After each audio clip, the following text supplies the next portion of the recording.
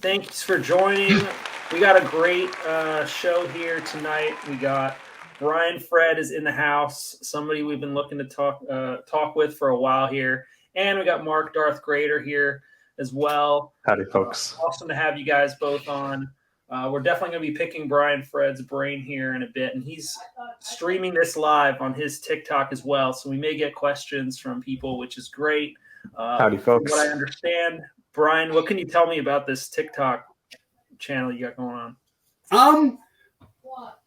Why did I originally started because I didn't know really where I wanted to go with it, but I knew that people went live and could since I don't actually have a normal job right now, I sell Star Wars cards and now football cards to make my money. And I heard that on TikTok people could get money for just having more viewers or I didn't really know that much about it, but just from what I heard, so I was like, you know what, I'm just gonna make a channel and start making content and putting out some giveaways, Star Wars stuff, football stuff, and then just I'm still really new. I just started going live I think last week, and I haven't gathered a lot of traction or anything yet. But I've got a bunch of people that are come into my lives while I do them and like my content and ask questions about it. I'm there for the giveaways and stuff. So I'm trying to build up and just get the word. And I've been trying to get the word out on Star Wars. So I have my boxes of cards over here. Nobody's bought any sealed Star Wars packs from TikTok yet, but I still offer them and be like, hey, I've got these packs, these are vintage, you can get ultra rares.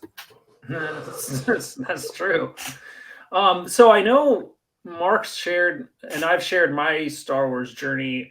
For those who don't know, how did you even get into this in the beginning? What sold you into this game, and how has that evolved over the last 25, 30 years, pretty much that we're in?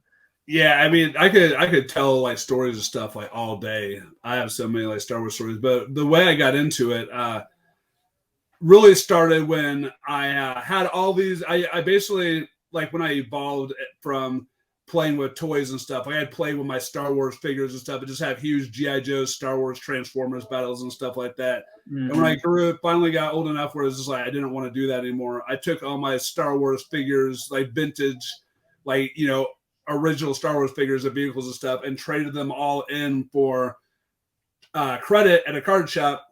And the guy tried to get me to get into Magic the Gathering. This is when Alpha and Beta had first came out. But I was like, no, I want basketball cards. I want football cards. So I didn't get into Magic when it was Alpha and Beta, or maybe I would be a millionaire by now. But I got a bunch of, I traded all that stuff for baseball and football cards. And then when I decided I didn't want to do those anymore, I met a guy. I started seeing Magic when I think Revised was out. So Legends had already been out, Arabian Nights had already been out and stuff. And I was like, Magic.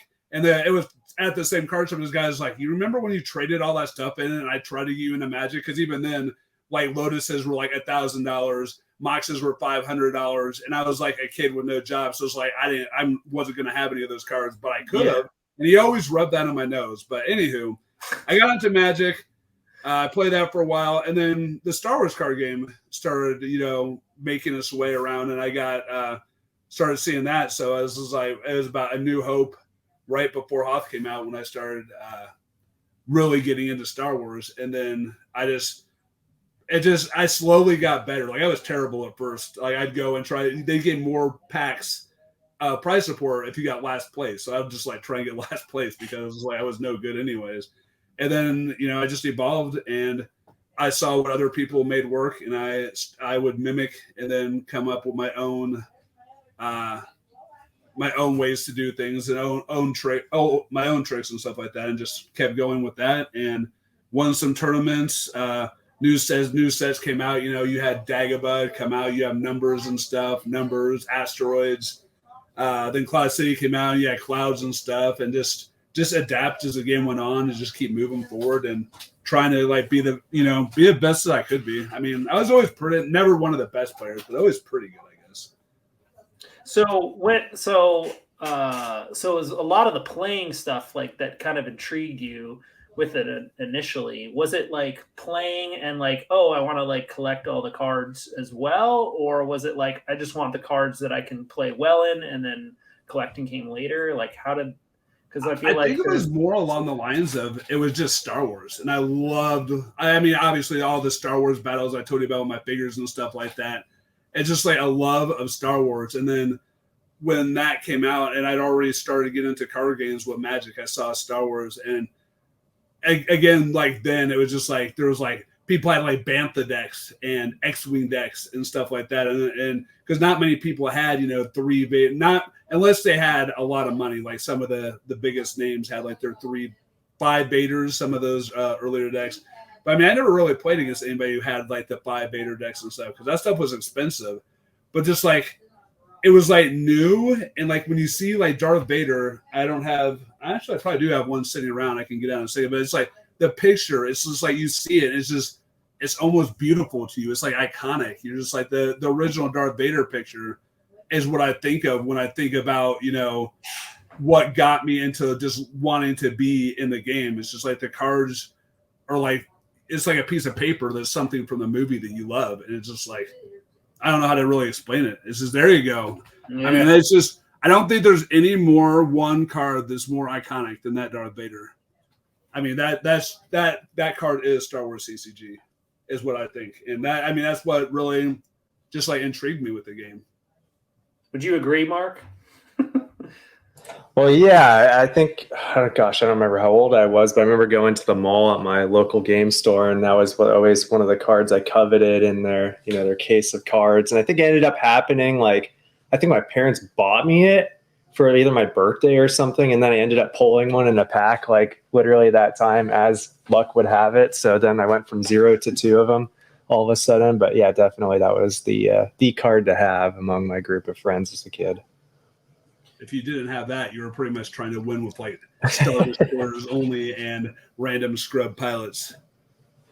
Well, yeah, and then we're like kids. I mean, I don't know how it worked. Like we weren't really good enough because we were just kids and we messed around and attrition and stuff like that. We tried, but before GEMP and that sort of stuff, and you're like in second grade, like how well can you really do it? But the power 6 ability 6, it's like what in Magic the Gathering, there's the Timmies who are attracted to the really large creatures. So just seeing that was like, oh my gosh, he's so strong, especially at the time.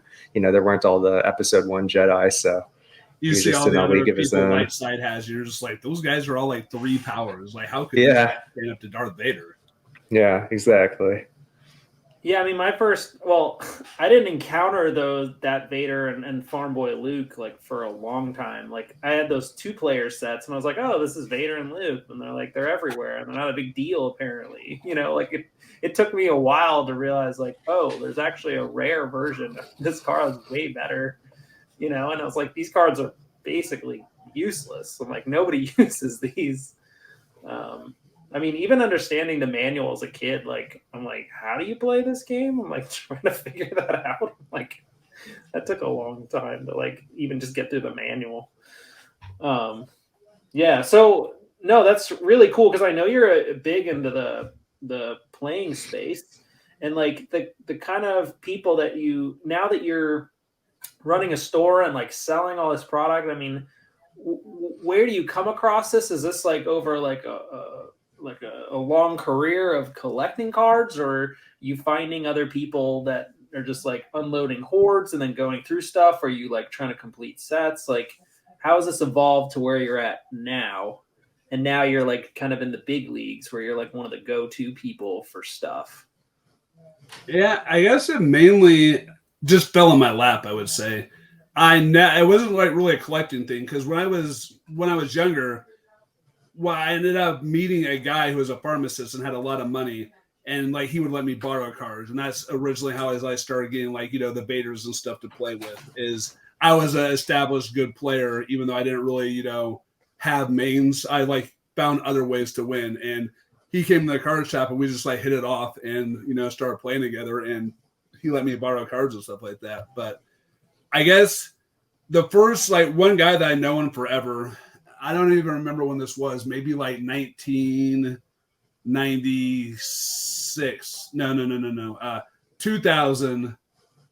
and probably like 2014 or 15.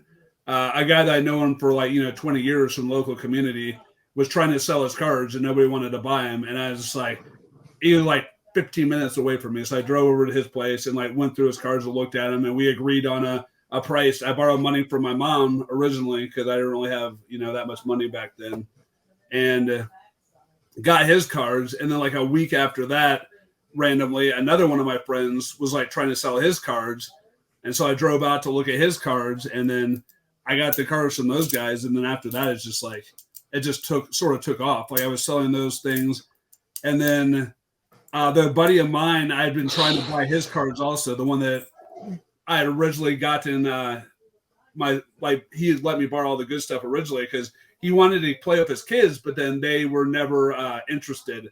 So finally, after like 15 to 20 years of me asking if he wanted to sell his cards, he said that he was selling. He was like, okay, I was like, I need money. They're not interested in Star Wars cards. And I think I bought his cards, I want to say a month before like the big COVID craze kicked in for card games. So, I mean, I paid like $4,000 for his collection, which was, I mean, obviously I could sell it for more, but still it wasn't, you wouldn't think of it as that bad. But once the COVID kicked in, I probably sold those cards for like something like 20,000 just because that collectible just went like absolutely crazy. And then like, people just like kept coming to me with like collections and stuff. And they'd like, hey, yeah, I mean, because they knew me basically. Like I was a name in the community that people recognized and could trust and knew I wasn't going to screw them over. So a lot of people reached out to me via that way. And I just bought cards, sold cards, traded cards, and just kept going basically. Yeah, that trust piece is important too. It reminds me, literally just today, I had posted something on a unrelated to Star Wars. I posted for a Stranger Things like number 10 card. I was like, if somebody has this, message me. And someone was like, oh, I'll message you. They messaged me and they were like, oh, I have it. It's mint condition. I was like, great. And we agreed on a price. And I was like, cool, send me a picture of it. And then all of a sudden it was like a pause. And then I got a picture like off eBay that was like nothing else. And like, ironically, I was trying to buy it for the guy whose picture they took. So like, it was like, I'm like, oh, like this is a scam. I'm like, F off. Like, why is this a thing? And like buying cards, like we buy from eBay all the time because we know what it is and it's like guaranteed, right? And you have these groups, and if you're not using PayPal, the goods and services, you're crazy. But that trust piece, I don't want to underscore that because in the collecting card communities, and like we've seen this with sports cards, other Topps cards, Star Wars cards, like there's a whole lot of bad actors out there that are just going to like take your money and disappear, so like having to deal with that nonsense now is like extra frustrating when you're in a time where, people are already kind of on edge with like what's going on with the economy and stuff and like downturn. There's a little bit less spending, I think it's safe to say, than COVID times for sure. And even the post-COVID was good for a while, but now it's kind of like we don't know where things are going right now. It's like I think 6-9 months maybe we'll see a different picture, but that's just like icing on the cake to like really kind of hurt the collecting community on top of that. And I don't know how much you've experienced that or seen that yourself, Mark or Brian, but definitely the size Hoda. I mean, well, yeah, oh my God. I would say that I've had one deal that like went totally just like the guy tried to rip me off. And other than that, I mean, I've been lucky to be pretty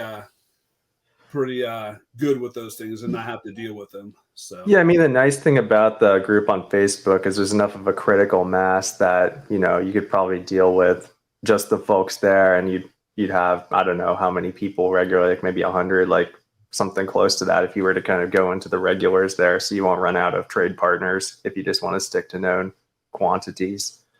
Yeah, and I think too there's I mean, maybe it was with COVID, maybe not, but you come to a point where, you like Brian had just mentioned, like, oh, my friend had them and then he kind of got out of them, or the kids aren't on, so now he's going to unload them because he just doesn't need them, or they're taking up space, or they have no sentimental meaning anymore, or whatever. Like, have card collections as a whole just kind of become more and more consolidated with the core, 200, 300 or so, Star Wars CCG people out there? Or are we actually bringing in new people? As some people leave, are new faces coming in or returning? Like, that's the big question that we don't have data on. I mean, it seems somewhat like a circular economy in a way, but we hear the stories of people coming back, but we also see other people that are like, I'm done, I'm selling everything, clean me out. There's minus one person, that's in it. What are your thoughts on that? Well, I've got some opinions, but I don't know, Fred, I might be interested in yours unless you need a second to collect your thoughts. No, I mean, I know of a few player, Carl Koenig. Yeah, Carl Koenig. He was a guy that just started last year, and he just started playing, and he started going to all the big major events and stuff, and like bonding with the community, and like he's a really good dude. I really like Carl, but I say that a lot of the times it's few and far between when you find those players like Carl who start getting into the community and want to be actively involved in stuff. Because I mean, since these games aren't sold in shops anymore, and you really, unless you played before in your life, it's just your only way you're going to know about them is hear like people like saying stuff, like people telling you about them, and the chance of just getting new people in that aren't people like returning and just buying cards because they either want to just like play a tabletop game with their buddies, or maybe they come into some money and want to collect or something, but it doesn't seem like as many people are getting into the game. I mean, I have a lot of, I'd say most of the stuff I have on eBay for sale is like starter, like intro type packages. Like you would get like one of every rare two from Premiere, or I have a couple like things are like OTSD cards plus Luke and Vader EPP plus the Endor or the Death Star 2 starter deck rares from Endor. And, people buy those occasionally, but it's just like people actually getting into the game again. I feel like more people leave the game than come back in. I'm not sure where to go with how to get people the word out there more. I mean, I've tried to do a lot of different things, but nothing sort of like has stuck a lot. Like the PC sent me some those hyperwave navigational charts that they made that have like the new systems and stuff, and on the back it has like all the links to their social media. So I send those out with all my eBay packages to try and get people to be like, hey, see like what GIMP is, see that there's still tournaments going on, places to collect, places to buy cards, and see if they can't maybe find some of their friends they want to get into it. I mean, other than that, it's really hard, I think. But I'd love to hear what Mark has too. Yeah. So you took a heavy player bent on it. Yeah, I mean, I certainly have opinions on that, right? I think your observations, obviously I don't have as much experience as a player as you do, but I can understand some of the reasons as someone who kind of dabbles in playing, but I wouldn't really consider myself a true player. Like, so I play on GIMP mostly because I don't really know anyone. Like, so I live in the Seattle area. I don't know anyone locally. I guess I know a few people, but it would just be kind of an effort. Yeah, I do. They got a pretty big community there. But the thing is, they're all probably pretty good compared to me. I'm like, if you were to play like Magic the Gathering, right, like MTG Arena, like if I were to start playing that, it would put me against scrubs. But if I play against, you got to start somewhere. That's iron sharpens iron. That's the best way to learn the game is I know you're right. To see what they do, but the only. I know Joel. He's in the area. So if I want to get schooled, I can learn from the best. I would recommend just go and watch and like. Even if I actually have watched some of his videos. I've watched some of his videos where he breaks down like the decks they go against. Like I've watched some of those things, and it is really informative as someone who doesn't even really play like seriously at a top level. It is interesting to hear some of the strategies and all that sort of stuff. I think he'd be like that though too, to like be able to just like talk to you and like run you through like what's going on in the state of the game. Like he's very patient. I can't really describe Joe. I mean, his online persona comes off a bit rough sometimes. But he's a really good dude that just No, I believe you. Hang out and stuff. I'd love to. Yeah, it might be really interesting to get the top players because I mean I think that's kind of what.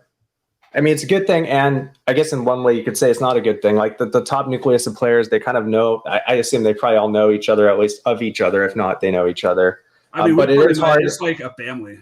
I guess as someone that would be interested at times, it's intimidating because I think we're on is it virtual set 18? So if I'm jumping in, not only do I have to go against people who have experience playing the original game and then the old virtual sets that have been phased out, but then you also have 17 current virtual sets that you have to kind of play catch up on. So that's a little, I guess it just adds up to intimidating for new players, not only just the barrier to entry, compared to other card games that are MTG Arena is advertised and you just kind of go in and the matchmaking throws you in versus Jump where you're all right, you're on this little GUI and you have to host a room and anyone can join and they're probably all way better than you. It's just, and I know the bots are kind of nice, but those kind of also apparently crash it.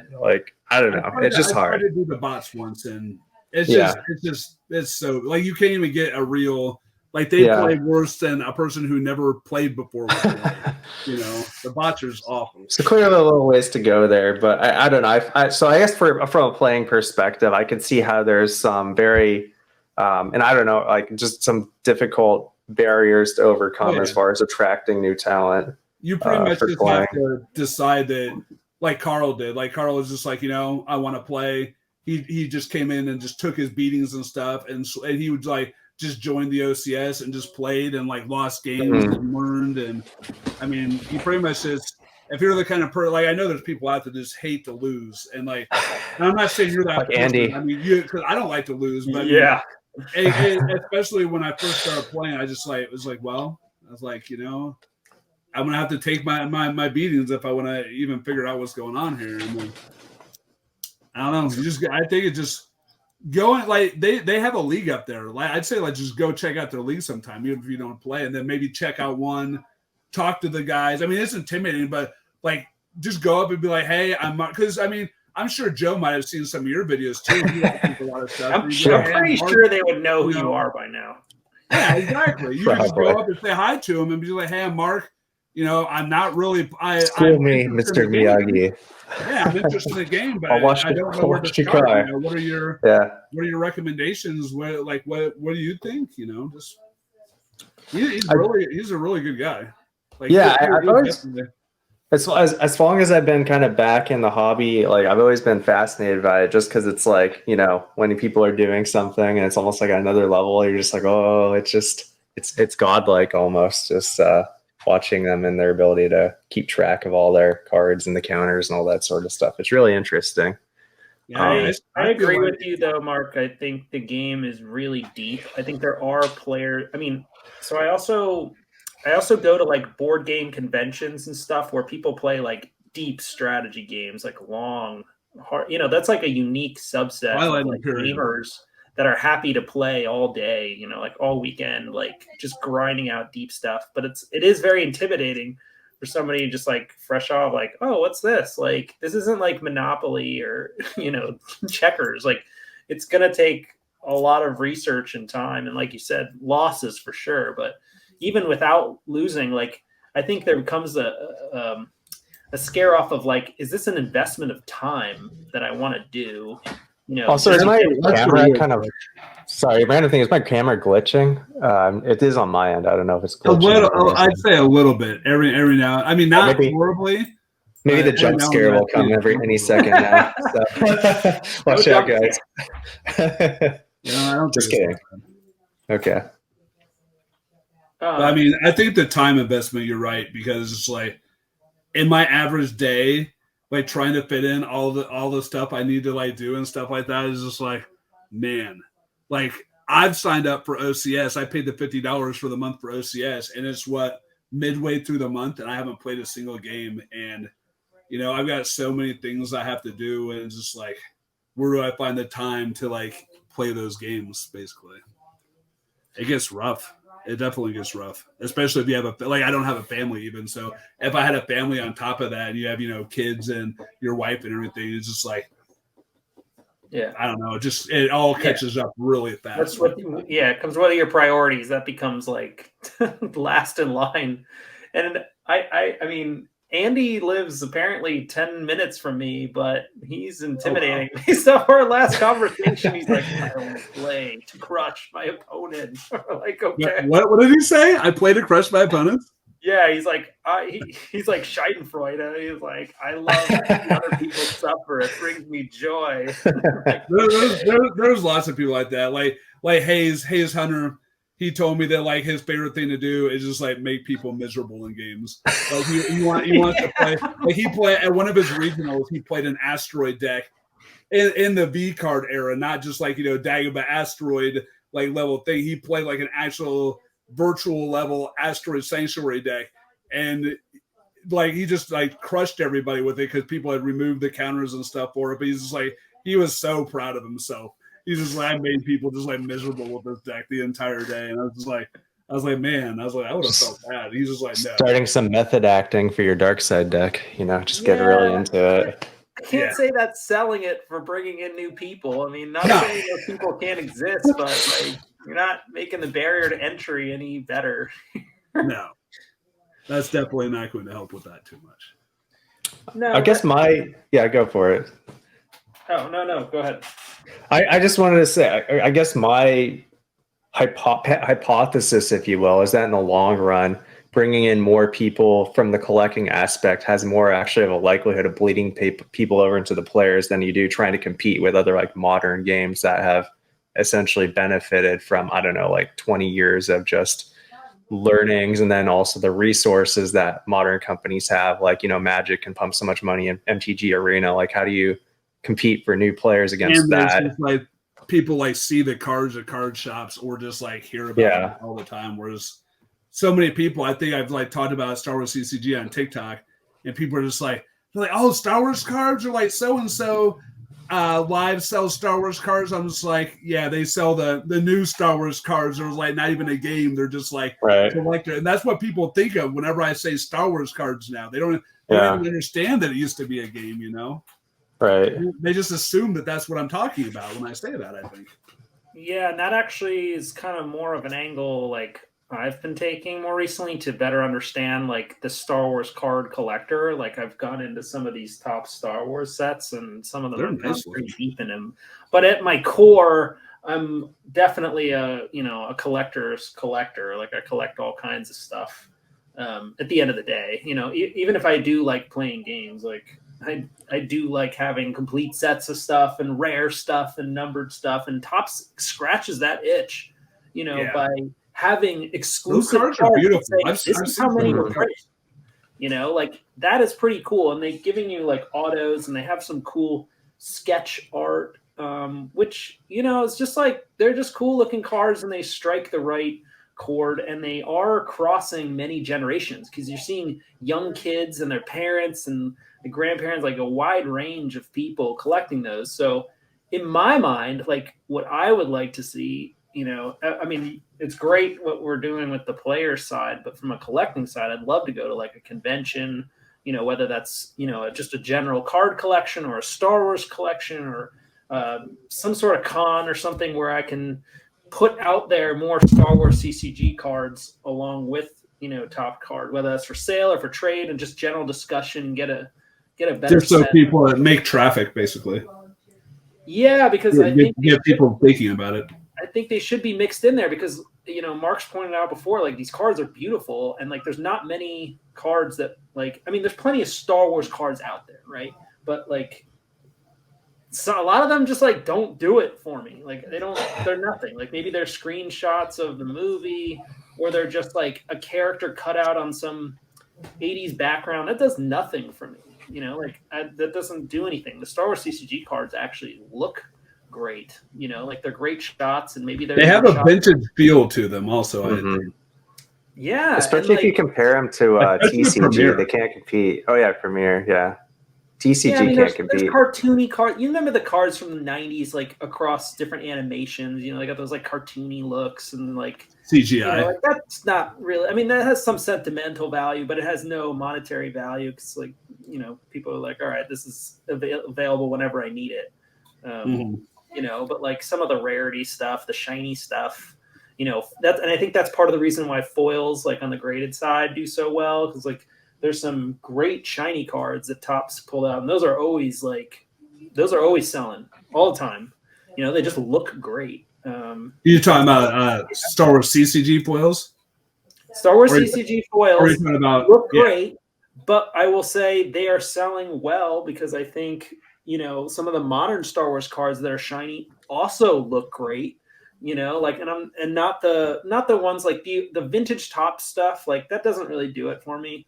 You know, a lot of the Galaxy cards from the 90s or whatever, like, you know, they're neat. Like I wouldn't mind having them, but like I wouldn't spend more than, you know, $30 for like a complete set, you know, of them. But some of the shiny So that's stuff, the transitive property that pulls people in is the shininess. Like they see the modern shinies, and then the shiny Star Wars CCG is kind of their entry point. Is that what you're getting at? Yeah, I mean, this is like right, like hypothetical. I think the problem for me is I don't think I'd have enough product to have like a table right now.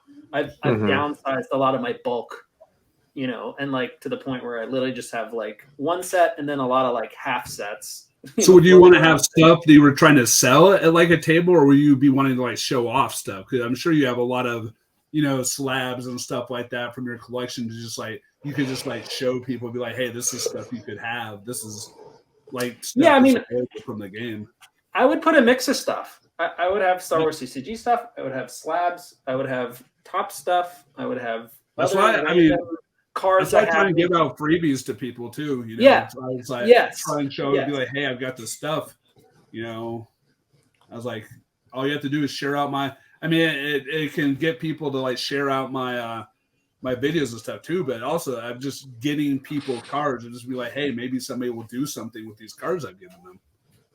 Yeah, get it. I've been doing that. I think, Mark, you said something out of Japan. That's like a extra something. I've been putting in extra cards in like anything I've sold on my eBay store. Like I'm throwing in extra cards. I've been do like another giveaway of other cards from the last video. But yes, you're absolutely right. I think that's part of it because sometimes I get these random cards. I'm like, oh, that's kind of cool, actually. You know, like what is the story with these? You know, you know, like they almost don't know what they don't know, like of what's out there sometimes. So.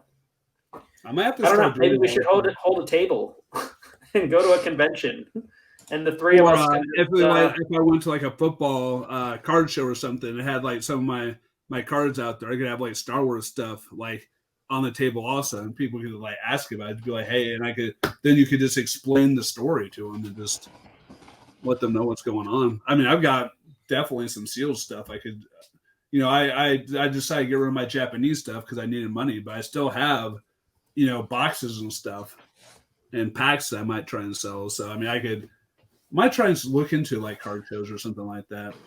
Once I get a little bit more cards following. Yeah. Well, I might be buying some of your sealed stuff. So I do like having sealed stuff. I feel, I mean, none of my stuff has gone, all the stuff that I've gotten from Star Wars sealed wise, like none of it's gone down in value. I mean, it's not as high as it was during like when COVID was like at its peak. But I mean, even like I paid like $600 to $900 for Reflection 1 boxes, and those are still like $1,500, about $1,500 or so. Paid $900 for Coruscant. Paid $400. I paid $400 for one box of Theed and $900 for another box of Theed. And you know, oh my god, I saw that there was a listing for Theed on eBay for like $900. It was like sold like a couple months ago or something, and I was like, oh my god, I was like, that is a steal. But I didn't have the $900 to spend at the time. I was like, I can't do this. But I was like, I really should buy this because it's not going to go that low. And of course, you want to hear a better story? Oh god, Wild Things Games, who are notorious for cutting up cut sheets and selling, like they had all those tournament foils and stuff. Oh yeah, Mark's a regular. Yeah, the last time they put out, and maybe was it Mark was the guy? I think it was Mark and I talking. Remember the last time they put Spoilers? Yeah, we were like, we should just buy. You bought 3 or 4 for like $300. Yeah, yep, that's right. $500, and I was just like, I should buy all the rest of these, and then I just didn't. And then the next thing you know, they're selling for like $2,000. I was just like, I could have bought like 6 of those for $500 each, and just like made 3 or 4 times all that back. I just like, was that during the day when he just started? They started fire sailing stuff for whatever reason. They just decided to start throwing. Yeah, AIs, and that was a crazy day. This was recently. This was in the last. It was like a year or 2 ago. Year and a half? Yeah. Yeah. Our fish bought the 900 Yoda foils. Yeah, that's right. He's got his bed of Yoda foils now that he can go Scrooge McDuck dive into. I can't buy from Category 1 games. I'm blacklisted there. Oh, you've talked to Artfish? Briefly, we had a I didn't ever ask him about like his collection or what he was trying to do with it, but we talked about something. He thanked me for like something because I think I sent him some freebies, and because he was one of the ones that spent the most money for the whatever my giveaway was for that round of auctions. We talked very briefly, but I kind of like get the idea that he is obviously the big fish.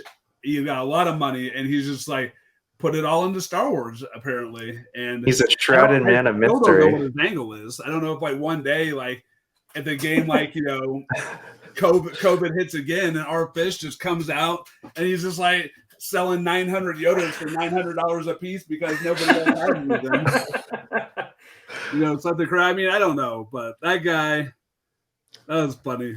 I always thought about. See, I don't understand that because I don't think the market's big enough. Even if you sold one Yoda to everybody who's actively collecting it, that'd still be a lot of extras. I really don't know what his angle is, but I mean, that guy's bought a lot of ultra rare foils from me.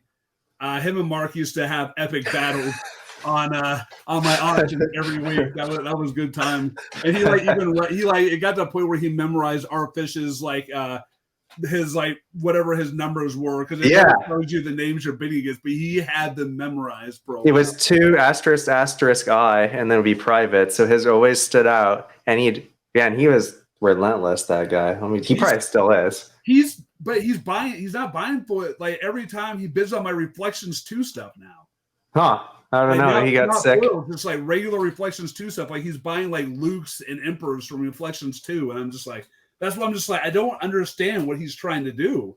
It's just, unless he's trying to get like 100 of every card, or, you know, he's got his 100 foil Yoda. Or 1,000 for Yoda foils. Huh? Or 1,000 for Yoda foils. I mean, he's probably surpassed that if we're honest. But we've gone from Yoda to Luke Skywalker, Rebel Scout, and the Emperor. I mean, I don't know, you know. There's lots of people in life a lot of people I can read pretty well, but I can't figure out our fish. I just can't. I don't know what's going on there. So yeah, I do want to. Well, Category 1 games, I mean, they still have some stuff left, though. What do you mean they blacklisted you? First of all, I heard you say that. That was Wild Thing Games, right? Not Category 1. Story before, but so I purchased a full set in 2017 of Reflections 2 foil set, I think. They said it was 3 or 3, and I got it for $300.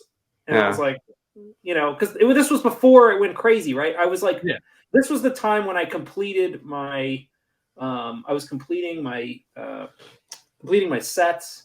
So I was buying a lot of singles like weekly from like Jabba's Bounty and there's a few other names on eBay. It was just like regular buying singles, and I was living in Seattle at the time. Jilly Millie? My mailbox in Seattle got raided a lot, but basically I got I didn't receive the package. They sent it with tracking. It said it arrived, but it arrived a month and a half later after I sent an investigation with a hole in it, and it was empty. and an apology note saying, sorry, something happened. So I like disputed it, like went through. I was like, I didn't get my product. I was like, I just want the full set. And they were like, well, we sent it. I left feedback, like never got it, blah, blah, blah. They removed the feedback and then subsequently blacklisted me. And I didn't get I did. Before that happened, I bought another set from them. So I really spent $600 on the full set because I had to buy it twice because they had more than one. But then I got blacklisted, so I couldn't buy anything else from them. So I was out $300 and my mail was robbed and blacklisted. It was like really, it was a really bad situation. But yeah, Seattle, like my mailbox got raided all the time. Like it was weird. It was a group mailbox at the top of a hill, and I lived on a little cul-de-sac. And like you would find your mail like in the bushes. Easier access. Like they could just like come and like grab them out, and you wouldn't even be able to see them like doing it, sort of thing. People would just go into the mailboxes, take stuff, throw it on the ground, and like leave. Like people just drive up. Seattle's a weird place, but you know what? Apparently, it's a problem. It kind of is. It's been a problem in the West Coast. Like I know it's bad in California and other places. There's just sketchy characters like going around. So I don't have that problem here. Sitting there thinking sketchy characters. He holds up out of another hand a set of Reflections 3 that says it's marked $300. He's like, and he just sits it to the side while you're not paying attention. Yeah, I mean now what is that? Yeah, do you understand the joke I'm making? I'm saying that Mark had your $300 set. Oh. And he was like, yeah, Mark's like, oh, it up and then sits it to the side. You would never have known. I mean, you would never have known. It's like a little box, like you would never know. But I do wonder what happened with that set. Like somebody got it and somebody was like, oh, there's value in it because they clearly wouldn't have cared about Star Wars CCG enough. I mean, maybe they would have, but realistically, they would have relisted it or sold it for like less than what I got it. Chances are there was a receipt in there saying I spent $300. So, but at the time, that was when I bought a Reflections 3 box for $800. Ooh. And I thought that was a deal because at the time they were going for like $1,200, $1,100. I bought the complete Japanese and New Hope set for like $150. Yeah, those never caught on. Like there's just too many. No, but there was a Hoth Japanese set listed at the time for like $300, $350, and like I was watching it. And I just never pulled the trigger and it sold and I never saw it listed again. I was like, oh my God, I screwed up. I got one for $600 before COVID.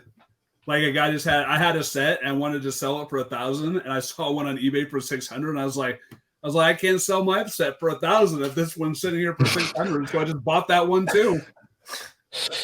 Well, I did get, and this was when the Imperial class Star Destroyers were listed. There were like 10 of them.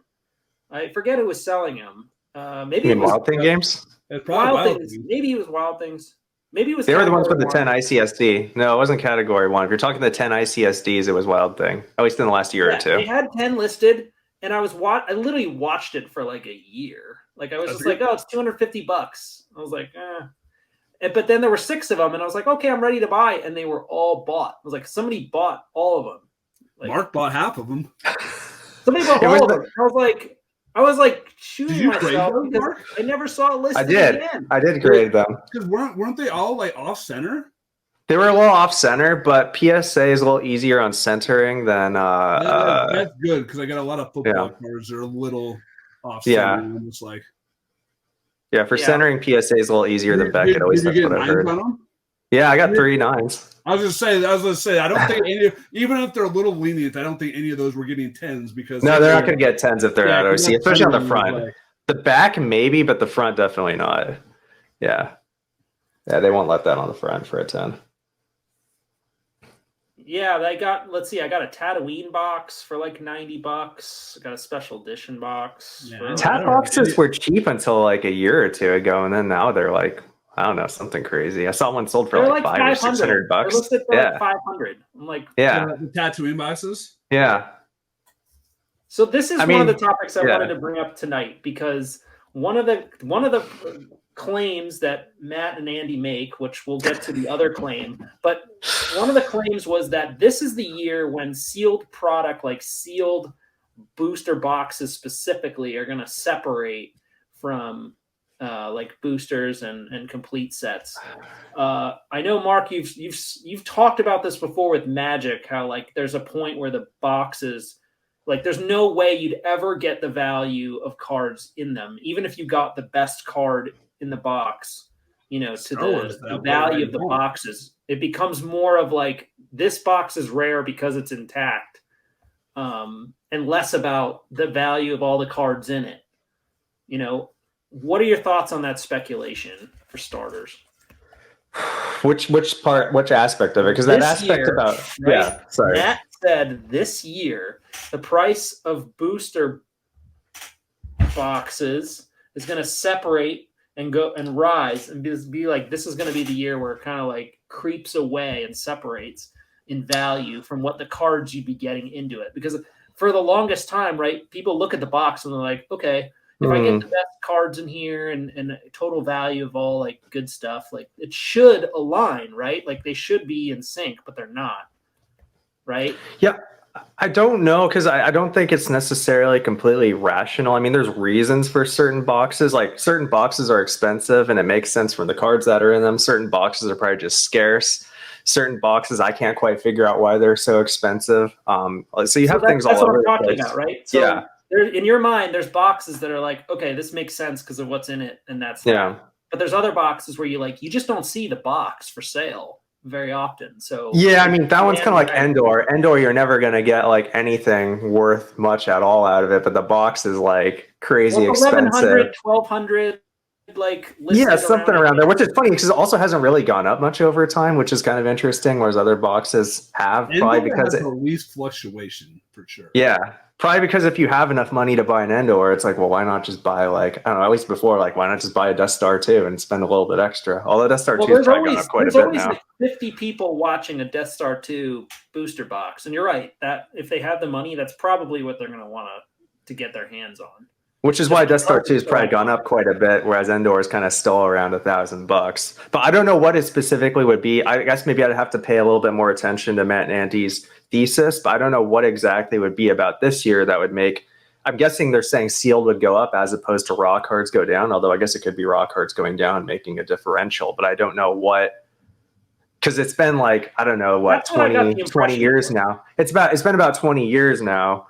So I don't know like what all of a sudden after 20 years would cause a spike other than like, you know, media things. But if anything, it would go up. I mean, if it were to go down, it would have to be some horrible news about like Disney or George Lucas, how they're like, I don't know, Satan worshiping, or I don't know, like it was, you know what I mean? It would just have to be something come on the news that just tanks Star Wars as an IP where everyone's like, I don't want anything to do with this now, that sort of thing. Other than that, I can't really think of a negative sort of news. Positive news could come out like, you know, they're releasing, I don't know, whatever cool new series on Disney Plus for Star Wars, this or that, and, you know, generates buzz and all that sort of stuff.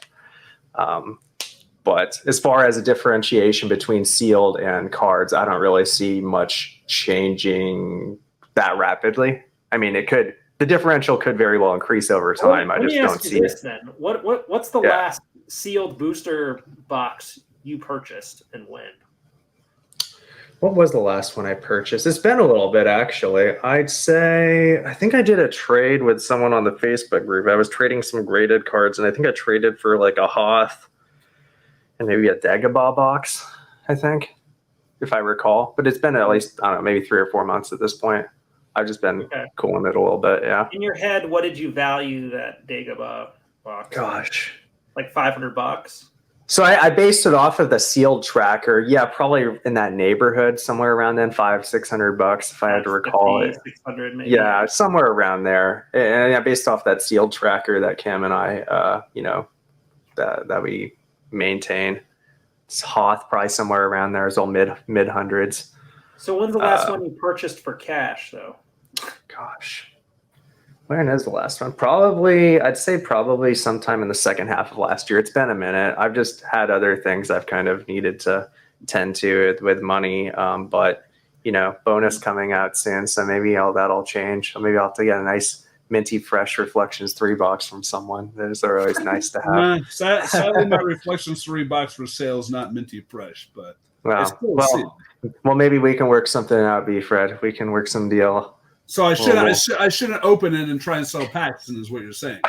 That sounds about right. Yeah, we can make something work. We can discuss I had it sitting right over here to show off here. Don't tempt me. Don't tempt me with your wares, B. Fred.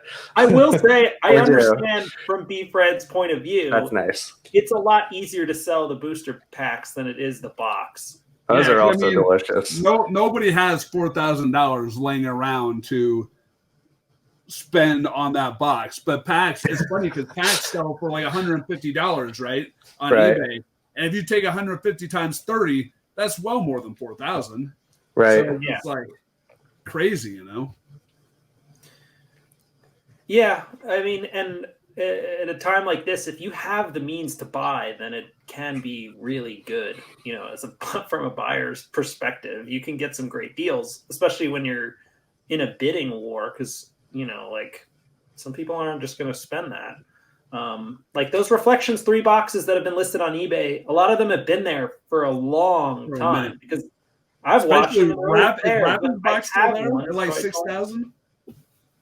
Is that Rappy's box you're talking about? Like, his box, I don't think it's at 6,000. There was one at 4,000. I'm pretty sure Rappy's box is still like 6,000. Yeah. Like Rappy's never selling his box. Yeah, he's just trying to do like an offer you can't refuse sort of thing. That's just a flex. That's just like, I got it here. You want it, you're gonna pay for it. But sort of like Eric Garshow has the 54 black border Vaders and 54 white border Vaders for $54,000. Did that sell? Did that sell? No, I'm pretty sure it hasn't. No. I did the math on it at one point, and I think it was just like a little bit more higher than what I thought it was like worth. Like it's just enough out of reach that nobody's going to buy it, I think. But if Vaders become scarce and start going up again, he's going to have to rethink his thing, or somebody might actually snag that thing someday. Yeah, because black border Vaders, are they still kind of creeping up? Like, you would probably know best. Like, are they still kind of creeping up? Because that was my like. I haven't had it for sale in a while. I've got like 4 ones I pulled out of packs that I was going to send in to get graded. But other than that, I mean, I haven't had Vaders in a while. So so you're holding on to your Vader. Okay, that's good to know. I mean, yeah, because I think it is the face of Star Wars CCG. So if people come in and they want to collect one card, that's probably where they'll go first. I opened a bunch of boxes for, I don't even know, whatever reason why. I think I decided I really just wanted a mint pack fresh premiere set. Yeah. And so I opened and I wanted to like get some extra Vaders and grade them. And it turned out I just never pulled a Luke Skywalker. Like I opened like 7 boxes and never. Premiere is brutal. Premiere can be brutal. So the Luke Skywalker that's in my set actually isn't a pack fresh Luke Skywalker. It is one that I got that looks without like using a magnifying glass or anything, like it would probably get at least a 9. Okay. So I was like, you know what? This is going to have to be good enough because I'm not just going to open a bunch more Premiere cards and just not get more Lukes and just have all these, open cards I should have like sit. But I've got, besides, I need a Cantina Brawl. I got some of the cards from Mark. I think I still owe you for some Premiere rares that you gave me. You remember that? Oh, yeah, sure. Why not? Do you remember that, though? I do remember. Yeah, I actually gave you a few. That's right. I gave you a few Premiere rares to complete your set. That's right. It was like a year ago. Good memory. I need a pack fresh Minty Cantina Brawl, and that's the only card I need. Okay, well, let's see what I got. The set will be good enough then. But yeah, I mean, Vader, like any Premiere mains are the ones I mainly set aside for grading because I don't open a lot of packs. Because that's for 2-pack. Huh?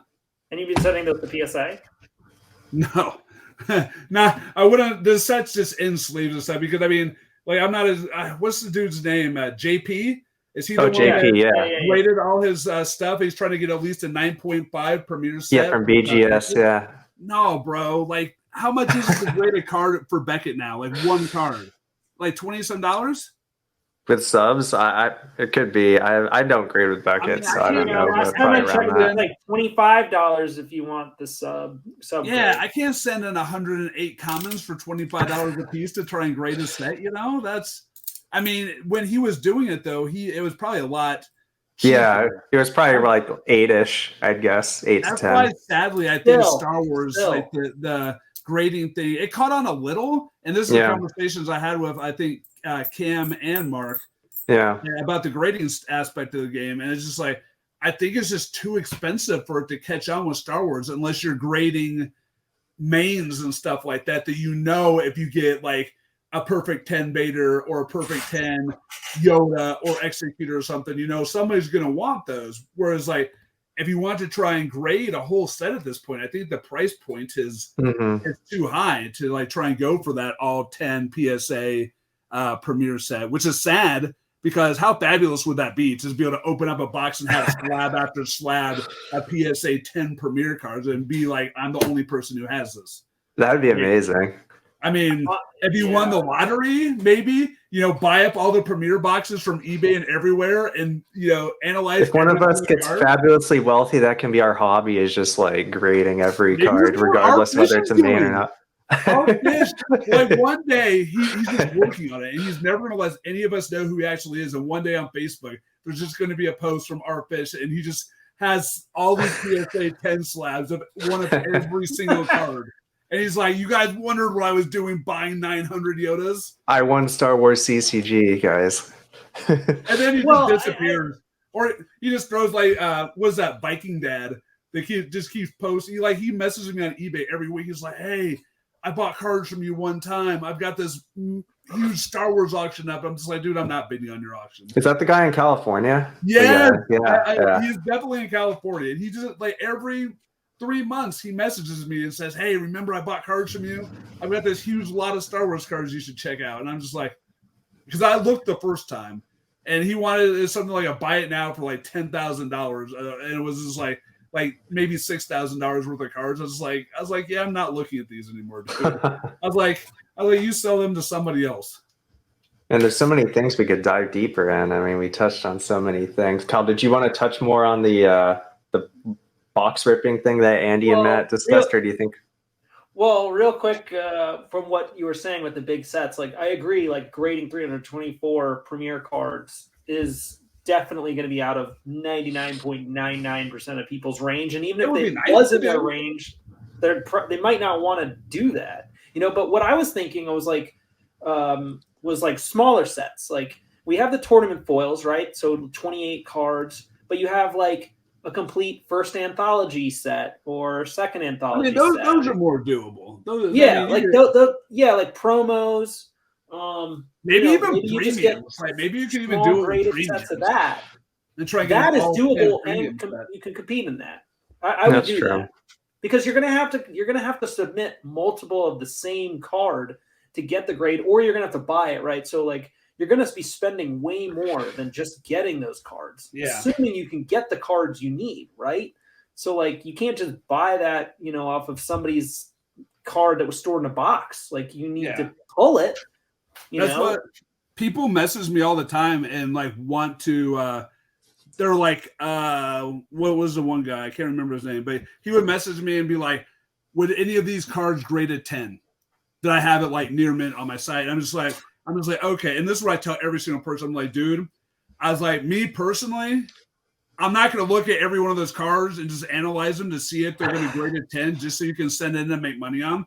I would recommend if you want to send in cards to get graded to try and get 10s and stuff like that, you got to open those out of packs.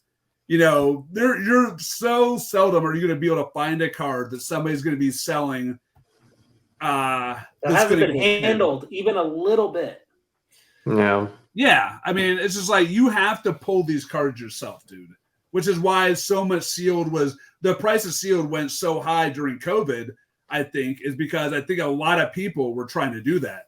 They were trying to buy sealed, crack it, and send those cards in to get graded, which is what's, drove the price of sealed up. And through what Andy and Matt, I guess, are saying is maybe now, like the sealed, since it more and more gets open, the prices have to go up. But like at the same time, I don't think they could be right, but I'm gonna say, what do they do on Holo Theater? They have hit or miss. I'm gonna call this one a miss because I don't think that people in the economy have the money to drive the price of boxes up that high right now. Because there's like 2 or 3 boxes of each listed that I've seen, like Reflections 3, even stuff like that. And there's always like until that $4,000 box gets bought, like none of the 2 other higher boxes or even have a chance to get bought. And 4,000 is a lot of money, especially in the way the economy is, for somebody to be like, you know what, I'm feeling like just buying a Reflections 3 box today. Here's my 4,000. Here's my 4,000 plus whatever the taxes are, plus whatever the shipping is. I just don't see it. So, I mean, maybe they do. They definitely could, but I don't think, unless something majorly changes, that the sealed boxes are just going to, this isn't going to be a year where they just like, because they're not like Magic. Like Magic rebuys boxes and stuff like that. The following is so much bigger, and the chance of people wanting to collect the sealed stuff, there's so many more people, I think, than it would be with Star Wars. So I think Magic is on a whole different level sealed-wise than Star Wars. At least right now. I think what CCG has going for it, Star Wars CCG, is that the boxes are so thematic. That's one thing that's really cool about it. Because it's like, it's a Dagobah box. It's cool. And like Topps boxes. I mean, not that Topps like is bad, but they don't have the same. There you go. I mean, like all the main characters, they got like Boba Fett and Jabba and Vader and stuff. I mean, I never really maybe a little biased, but that's actually a really nice box. Yeah. No, it is a great looking box. But if I were to rip open stuff for grading, I would rather buy like a stack of booster packs and not rip the box personally. So like, I wouldn't, and here's why I wouldn't. Is because so many, and this is what, I don't know if it's true, but remember you were opening all your Japanese packs and you just kept getting Seekers and stuff, Kyle, remember? I think I would hate doing that because a lot of times when you see like loose packs like that, I just automatically think search packs. Like I'm automatically going to be skeptical that I'm buying into somebody who has mapped the box and just left all the rare 2s or bad rare 1s in there and taken all the good cards out. So that's where it becomes. That is probably true. Yes. You don't want to grade your Japanese Seekers, you know. You want to grade your Japanese. You don't want to grade your Japanese. I might have Seekers. a world-class Seeker collection. That would be funny because you archbishop Seekers. Just Seeker after Seeker in a binder. Like, what if you just had a BGS and a PSA 10 of every Seeker? Like, some of those are like BGS 10s of Seekers. Those would be nobody would have it. Probably. Population player game. Luke's safe from them. That's all that matters. World's greatest Seeker set. Now you're onto something.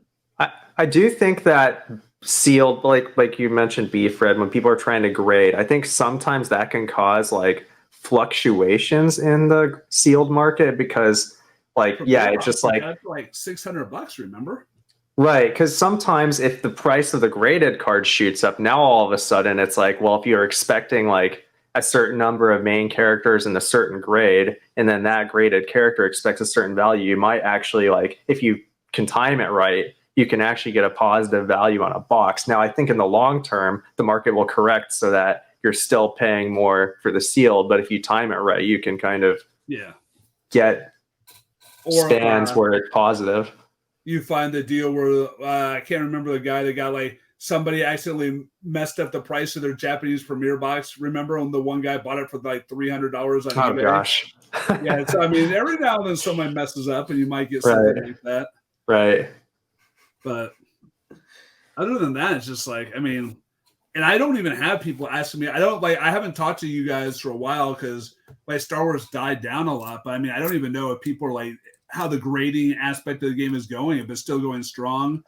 It's definitely died down a bit in terms of prices because I mean people can submit their own. For a while there was the giant back of the PSA, so it was like my store on eBay was literally one of the only places you could get cards, so the prices were going crazy. So I'd say in the sense prices probably have come down, but I don't know because demand might be about the same just because people can send their own stuff in. So in many ways it might be healthier than it was when I'm just leaking out my however many cards every week. I think some people do it. It's a matter of how picky people are. Because Right. like for me, especially with sports cards, I Mhm. don't like to buy cards. I like to get cards I've opened myself, and it means more to me. So I'm wondering Yeah. if, like grading wise, it'd be the same. Like I'd want to, instead of buying a PSA 10, I would want to get my own PSA 10. You know, instead of like, because I mean, and again, like the pickiness of it, like and you're probably the same way, Mark. I'm guessing. I would never be satisfied with like a 9. I would never, in my personal collection, I don't think I would ever want to keep 9s. Unless it was like one of those cards is just like, maybe, I don't know if, have you seen any Premier Vader, like just not Japanese, but Premier Vader that are graded 10s for PSA? I actually have one. Do you? I do. I mean, obviously, it's got to be off center a little, right? But no, it has a little blue dot on it from the printer. But other than that, it's pretty spot on. It may be slightly off center, but it's very good. I've got like 5, and they're all just a little off. Like, yeah, I know you mentioned that they're all kind of like that. Yeah, I'm worried because I mean that's what I think that'd be my holy grail for Star Wars. If I could get a PSA 10 Premier Darth Vader, and that's why I just somehow to me, I don't know, like even though I have a 10, like certain cards like Vader's, like I don't know if I could ever satiate. I'd be like R-Fish. It's like I could never have enough of them. I could just keep on buying like, graded Vaders all day long. A lot of people, like, I mean, say I sent in my 5 Vaders and 2 of them came back PSA 10s. I would probably keep both of them. Yeah. Because I was just like, these are cards, but like if the others were like 9s or 8s, I would definitely just like I'd find somebody who wanted them, because I mean some people are a lot less picky than me, because like especially with like collecting wise, like I have all these like sports cards that people are just like, oh man, that card's insane. What do you want for it? What do you want for it? I'm just like, I was like, I'll find you a price, because they're like all going crazy. I'm just like, man, I was like, this is just another card. Like, I mean, I don't even really care about this card. I want low numbered, autographed, and short prints of stuff, and like the really like, and like, it's just, I've always been a little bit like that though. Like I really wanted to have a Star Destroyer, Imperial class Star Destroyer foil that was a PSA 10 for a while, and that was just like every time I got one, I looked at it, it's just like so that's gonna be that was gonna be rough.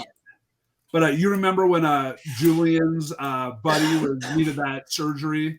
Right. That's right. And I put up the Imperial class Star Destroyer. That's right. That's the one. That was the one from Wild Thing Games, right? Yeah, that's one I got from Wild Thing Games, and I was so tilted by it because of being off center like that. That was like, it was for a good cause. I was like, you know what? I'm going to put this up for an auction for the guy that help out with that. But I mean, if I thought I could have graded better, I would have found something else to auction off. But I was so tilted by that thing being off center the way it was. I was just like, you know what?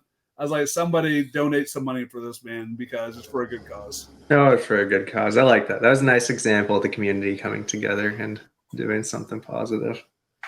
I wouldn't say, I mean, having 10s are great, but I guess my view on it is now that I have like a bunch on my wall, like I just like looking at them. Like I like picking them up and enjoy looking at them. I mean, I have a mix of stuff though. Like there's PSA, there's Beckett, there's HGA, there's even some other oddball grade companies for other non-Star Wars cards, but those don't really bother me. I think there's something kind of cool of being able to like, I can preserve and look at this card, and I think for me, I think it would be like if it meant more to me, like just, and that's why I think like for me at least, like I would want to have the PSA keep the 10s and maybe even the BGS 9.5s, because getting 10s from them I've heard is just like literally like from BGS, good luck, especially with the decipher printing. So like 9.5s from them, I'd probably be okay with. But I have 2 9.5s from BGS. I got a Lando Calrissian with Vibroax and a Japanese Carillion Corvette, I think. No 10s though, still both just 9.5. Not from BGS, no. I had the PSA 10s, but I don't think JP has any 10s overall. He has some with 10 subgrades, but I don't think he has any with a 10 like overall grade. You know what? A lot of it, like the Star Wars card, just the fact that they have those rounded edges and they're like all not the same. I was about to say that too. Like they all like none of them are symmetrical, you know, like even if they're smooth, like from an eye appeal perspective, like they're not the same. You know, like, it almost would have been better if they were square from like a grading perspective, because then it's either the corner's there or it's not, you know. But you don't want that for I think it's so hard for Star Wars, because like most things, like I think they grade Star Wars cards based off of how they grade like sports cards and stuff like that. So like just they're going to be so much harder on the rounded corners, even though if they took into account and graded it as a Star Wars card instead of like a football card. Well, PSA does take into consideration the time of print, though. But like HGA does not. It's going to grade you based on its modern standards zoomed in, you know, like whatever the condition is, the card is as it is face value, you know. So like I think PSA gives just enough leniency and understanding of printing in the 90s to maybe let some more 10s get through. Whereas like BGS is like, no. And HGA is like, oh, hell no. Like this is not close.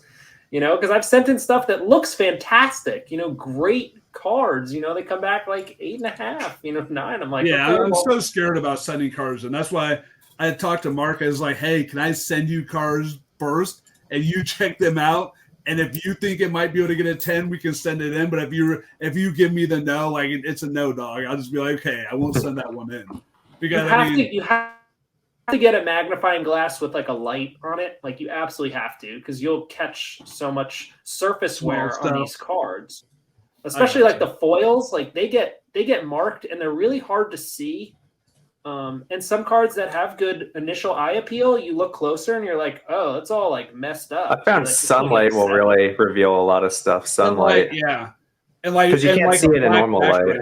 The black background, like the Maul, the Darth Maul Young Apprentice foil that I had up last week, like it looks so good when I like looked at it just like under light and everything. Then I put it on the black background, and like the one guy like posted in response to it, he's like, that Maul looks like it's more moderate played or light played. I'm just like, and I was like, oh my God. I was like, moderate played. I was like, moderate played?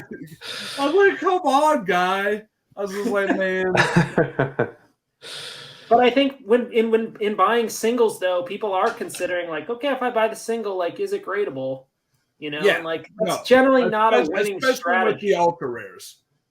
I don't think people are just buying ultra rare foils and stuff to play with anymore. I think if you see like when the loose and stuff sell for like $500-ish and stuff like that people are planning on thinking they're going to grade that stuff. And the thing that I'm thinking, I don't know like you guys, how much you guys sell on eBay, but if I had a foil Luke and I thought I could grade a 10, I probably wouldn't be posting it at auction. I'd be trying to send it to myself and then sell it once it got graded a 10 for, you know, $2,000 instead of $500, you know. It's just like, I mean, I'm not posting cards on eBay that I think can grade a 10. I'm keeping, I mean, I don't have that big a stash anymore. But, you know, I wouldn't, if I thought that it was like either a pack fresh card or something that I thought was like, you know, close to perfect, you're not throwing that up at auction where you risk it selling for 300, you know, or something like that. Yeah. Auctions are risky. I put up stuff that I don't care about. Like, I'm just like, here, give me money for these cards, you know? Well, it's part of my auctions every week, because I'm pretty sure like the graded cards I put up, like I could probably get premiums if I just did buy it now. But I just kind of like the rhythm of just, it's Monday mail day. You just, get it out. Fun too. Like, like that Sunday and getting to watch all your auctions end, you know? Yeah, it is a lot of fun. It's fun for everyone involved. Like I have fun. The buyers have fun. Everyone wins. Except when you post your stuff on Super Bowl Sunday ending on. That was a mistake. I realized that. I do that all the time too. Yeah. I did that one year for Easter, and then I was like, you know, I'm going to check every time. Then I posted last week thinking, hey, I got to get some auctions up this week. I'm just like, oh yeah. I was like, these are all ending on Super Bowl Sunday. I was like, here, how about I offer people Death Star 2 packs and Japanese A New Hope packs so they'll bid more on this stuff and not just forget about the stuff. Oh dang, I would have been on that if I was paying attention. I was Yeah, not. I mean, Richie wins the stuff like all the ultra rares. He wins every week for. I don't even want to know what he sells them for when he's winning these things, but he's got to be making some money on them. So I've seen his well, at least part of his collection, because I used to go over where he worked all the time, and we would do trades and Do videos Japanese and other Hall stuff. pack opening videos? Yeah, we did those, but we also like I'd bring over like my binders of stuff and my extras, and then he'd have his binders and extras, and then we could literally just go through and be like, "Hey, I need this card. You got this? Yeah, I got this." He's Yeah, like, "I got that's extras of old these. Do you school. need these?" And we could just trade, That's stuff that and like, never happens anymore. That's pretty awesome. oh my god! I mean, think about all the shipping it saves us, like the time, like like The having to fret over not getting the condition card you want because you can actually like look at it while you're there. yeah, or I I mean, could that's just, gotta be I could pretty either nice. just buy it right then and there, or we could trade or whatever. And like he gave me some cards. He's like, "Hey, grade these," and I was like, "Here, you can have these cards. We'll just like trade." It was just easy. So I do miss that because him and AJ were like literally 5 minutes down the road, and we would meet like I don't know once every like 2 or 3 weeks for a while, and that was pretty chill. So Yeah, that that sounds last pretty awesome. Reflections rip opening was the last time I saw him before I moved to Delaware. But His we've gone collection, I in. would imagine, is probably where mine was. He's probably pretty close to where I was about 3 months ago before I started just like selling all my stuff. Because I mean, I had like 10 Darth Maul Young Apprentice foils. I had 3 of every foil set. I had 3 of every AI, and I just like started. I started buying too many football cards. I needed to make money, so I just started having to throw that stuff on eBay and take what I could get for them. And now So he this has them time all. next year, are you going to have any Star Wars cards left? Or are you going to be cleaned out? Oh, I mean, I'll have my personal, always have my personal stuff and my English sealed boxes. I have one of every English sealed box and then a bunch of extra ones, but I've sold all my Japanese boxes except for I have one, two boxes of A New Hope, but I've opened one of the A New Hopes and one pack is gone, and then I've got the two-player games for Japanese. But I mean, I have at least one of every English box, and I mean, eventually, if I can find some decent collections, like I just haven't even found any collections, I would consider buying collections again because, I mean, I still get orders, 4 or 5 times a week, maybe like 50 here, 100 there, like nothing like, during COVID. But I mean, people are still buying stuff. People that play the game, they come and get when B sets come out, especially, I'll get lots of orders from whatever people just buying the new B cards and stuff. So, I mean, I'm not just gonna throw all my Star Wars on a pallet and just like ship it off to somebody, But I mean, I don't mind if I don't have all the Darth Maul Young Apprentice AIs anymore because during COVID, when the prices were like going crazy, I really thought that was going to be one of those cards that just like kept going up and up and up in value. And now it's just like, I mean, it's sort of like leveled off and then it dropped. So it's just like, and there's not really people really looking to get those as much anymore. Which I mean, Well, is sure, that because the people that needed it filled it in their sets, and then they're like, it "I could got it," be or for that, their decks? and then also and then those people got theirs, and then now nobody's trying to make the sets because since there's no COVID, there's not more people just like popping up and getting the cards.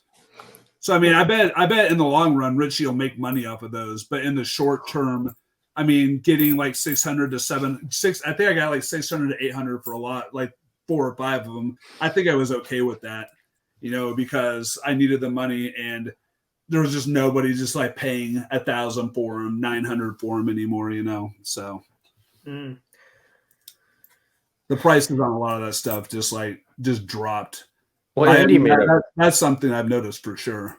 Andy made a point that Reflections too, actually, the Ultra Rares, because you have Luke, Jedi Knight, and Palpatine, they're a little bit, from a general Star Wars collector standpoint, be a little bit more desirable to a general collector. So, and like Maul is cool, like that's a really awesome shot of him, and certainly, like I don't know how the Reflections 3 Ultra Rares compared to the Reflections 2 in terms of just the overall, like how hard they are to get, but I don't know, maybe it's just one of those things where Maul, I don't know if Luke or Emperor will ever be worth more than Maul, but I mean, they'll probably get to a point where it's probably pretty similar just because of playability. especially if like any new people do get in or decide they want emperors and stuff. Because a lot of times, like with Chad, that's true. Yeah. like Emperor Chad, decks, that's right. You have like 6 of them, right? You need like 6 emperors in those decks, or 5, or however many it is. so and a lot of times, like with collectors, Chad has 4 of every set, Japanese and English. So you got to think right there, that's 8 emperors gone, 4 foils and 4 regular ones. And then he also has a personal collection. I think he's got 6 emperors in. And so those are what 14 emperors. They're never going to go anywhere. Those. So that's if people are like wanting to get emperors, those 2 cards will be scarce to a point where maybe eventually they might rival Maul. Foil ones, right? Yeah, I guess in that sense, like graded ones, I mean, a lot of emperors probably seed play because you need so many of them in decks, right? Like, so the graded ones will take away from ones that people can play with too. So yeah, I can see the price of those getting close. Break in case of emergency. Yeah, exactly. Like Proxium, and then like if you put them in play, you just take your slab and put it on the table instead. You have like six PSA 10 emperors sitting up to the side. That's what I'm waiting for. That's what I'm waiting for. When people are just you could slabs. probably do that. You probably got 6 PSA 10 emperors. You should go to local and do that. You sit down against Joe Olsen. And you're like bring in my stack of 60 graded cards. Every card, even the locations are graded. Every card you deploy on the table, you just take all your slabs and put it on the table instead. You start with all your locations. You have the B slips on the card graded. That's right. I wonder if they grade a card with the B slip on top of it. That'd be great. No, I'd have to do my own Sonic sealer. That'd be hilarious. Yeah, I'll get graded. What is the one for Droid Echoes? It's like the mining droid or the mine laying droid, isn't it? The Lim B8M or whatever the dark side one is for the Droid Echo, I think is the virtual card. I think it is. Is it the Bespin motor droid? Something like that. Yeah, one of those droids. Yeah. Those random premiere like commons. So I'll get a few graded ones of those just so I can play with them properly. I've got 5 of the OCS foils, the AI of them. Those are sweet looking. Just in case I ever wanted to play Destroyer Droids, which I just sadly have never found a Destroyer Droid deck that I liked. Does JP have a Sonic sealer? He did, yeah, because he had the company that he started way back in the day. So he has a Sonic sealer. So yeah, we can make it happen. Like a sealer, like PSA or Beckett, they seal the cases. Like he has his own setup for that because he had his company back in the day. But so, you could also you could have all JP, whatever his company is, 10s. Exactly. We can see it. We can even grade I don't know. That would probably get into well, no, it's a third party. I was gonna say you can see it start grading like the foil slips and stuff. I mean, if they would do that. Yeah. I would just imagine though if you try to send in because some of them are stickers that you can pull off the slip and put it right on the card. And if you try and send that into PSA or something, they'd be like feeling it. Be like, there's something on this card. They just peel. That's not quite right. I'd be so. You can also submit stuff just for personal collection. I mean, they won't grade it number wise, but if you put something as they'll just put it in a slab for you. They'll slab. Will they?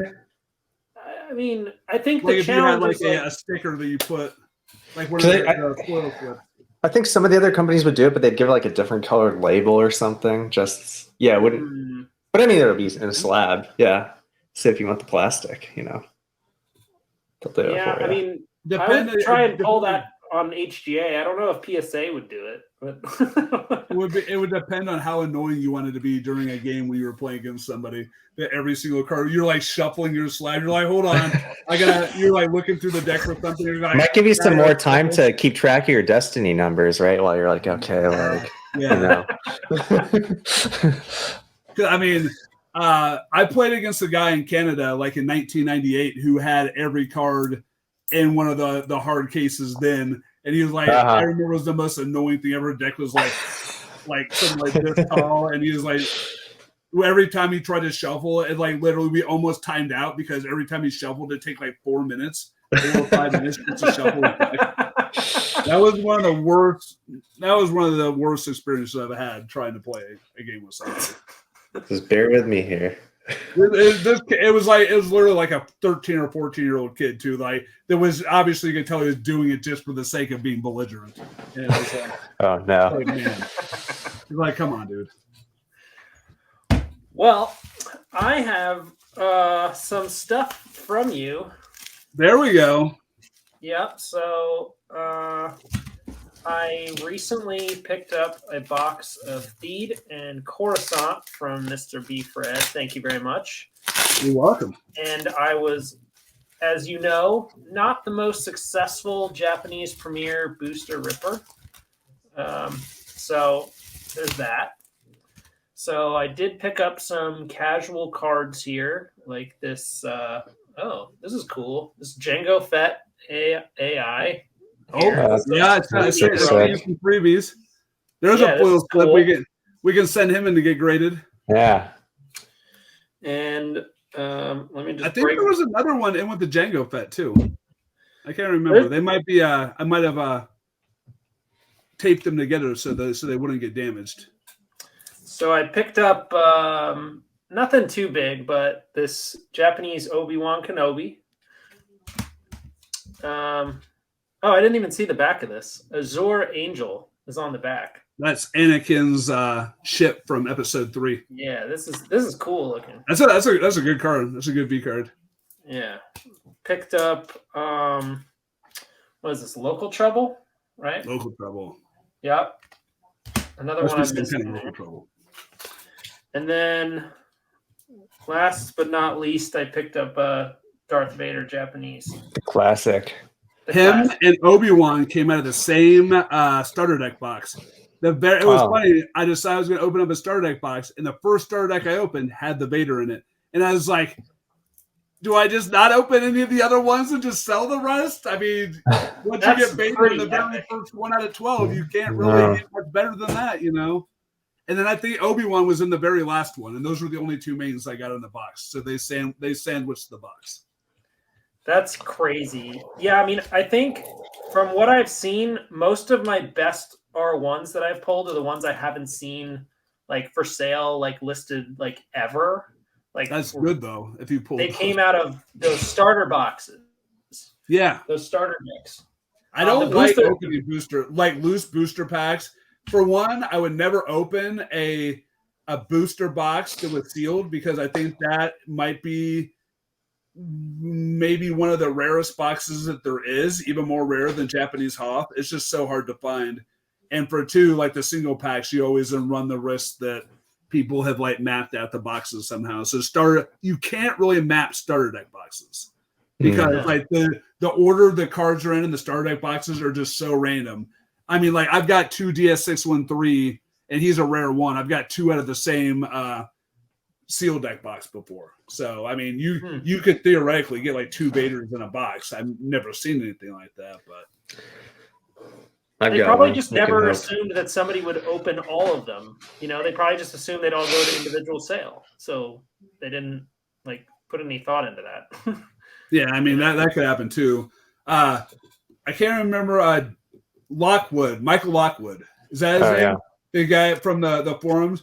I bought before the prices really spiked on Japanese, I bought like 6 starter deck boxes from him for like $600 each, like right at the start of like when prices started going up. And I was just like, I literally decided I was going to buy all of his Japanese cards. So I was like, do you have any other Japanese left? He's like, well, I've got 5 loose packs. You know, I'll make you a deal on them since you bought all the seal deck boxes. I was just like, you know what the heck? I'm just going to take the 5 loose packs. And I opened the first 4, and there's 3 out of 4 of them had R1s in them. I was just like, oh, wow, that's, you know, wouldn't expect that. And then I opened the 5th one, and there was a Vader. And I was just like, holy crap. I was like, this is like, if I was him, and because he said that he, like, those were 5 packs from a box he opened that he just decided not to open. And then he sold them to me. It was made for you. And the Vader was just in there. I think Serge got that Vader, and I think he only got a 9 on it. Okay, that was that one. Yeah, I know Serge sends in a lot of stuff to get graded. He loves Japanese more than anything. Well, yeah, Sergey did. He said he submitted his extras, but I didn't like for my Japanese set. I actually didn't want a graded card. I wanted a raw card because I'm not going to grade the entire Premier set. Like I just want for Japanese. I would be too.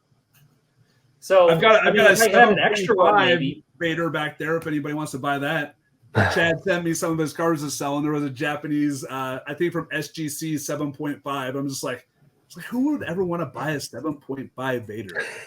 You know, I mean, it's technically still what, like near mint, close to slight play is a 7.5, or is that Like 8? near mint? 8 is Yeah. technically near mint still, right?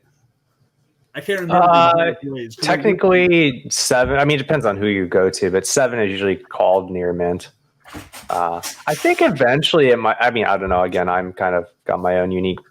I mean, maybe we all have our unique perspective, but it says NR MNT plus. I don't know if you guys can. Well, that's the Canadian grading, right? Yeah. Oh, okay. This one?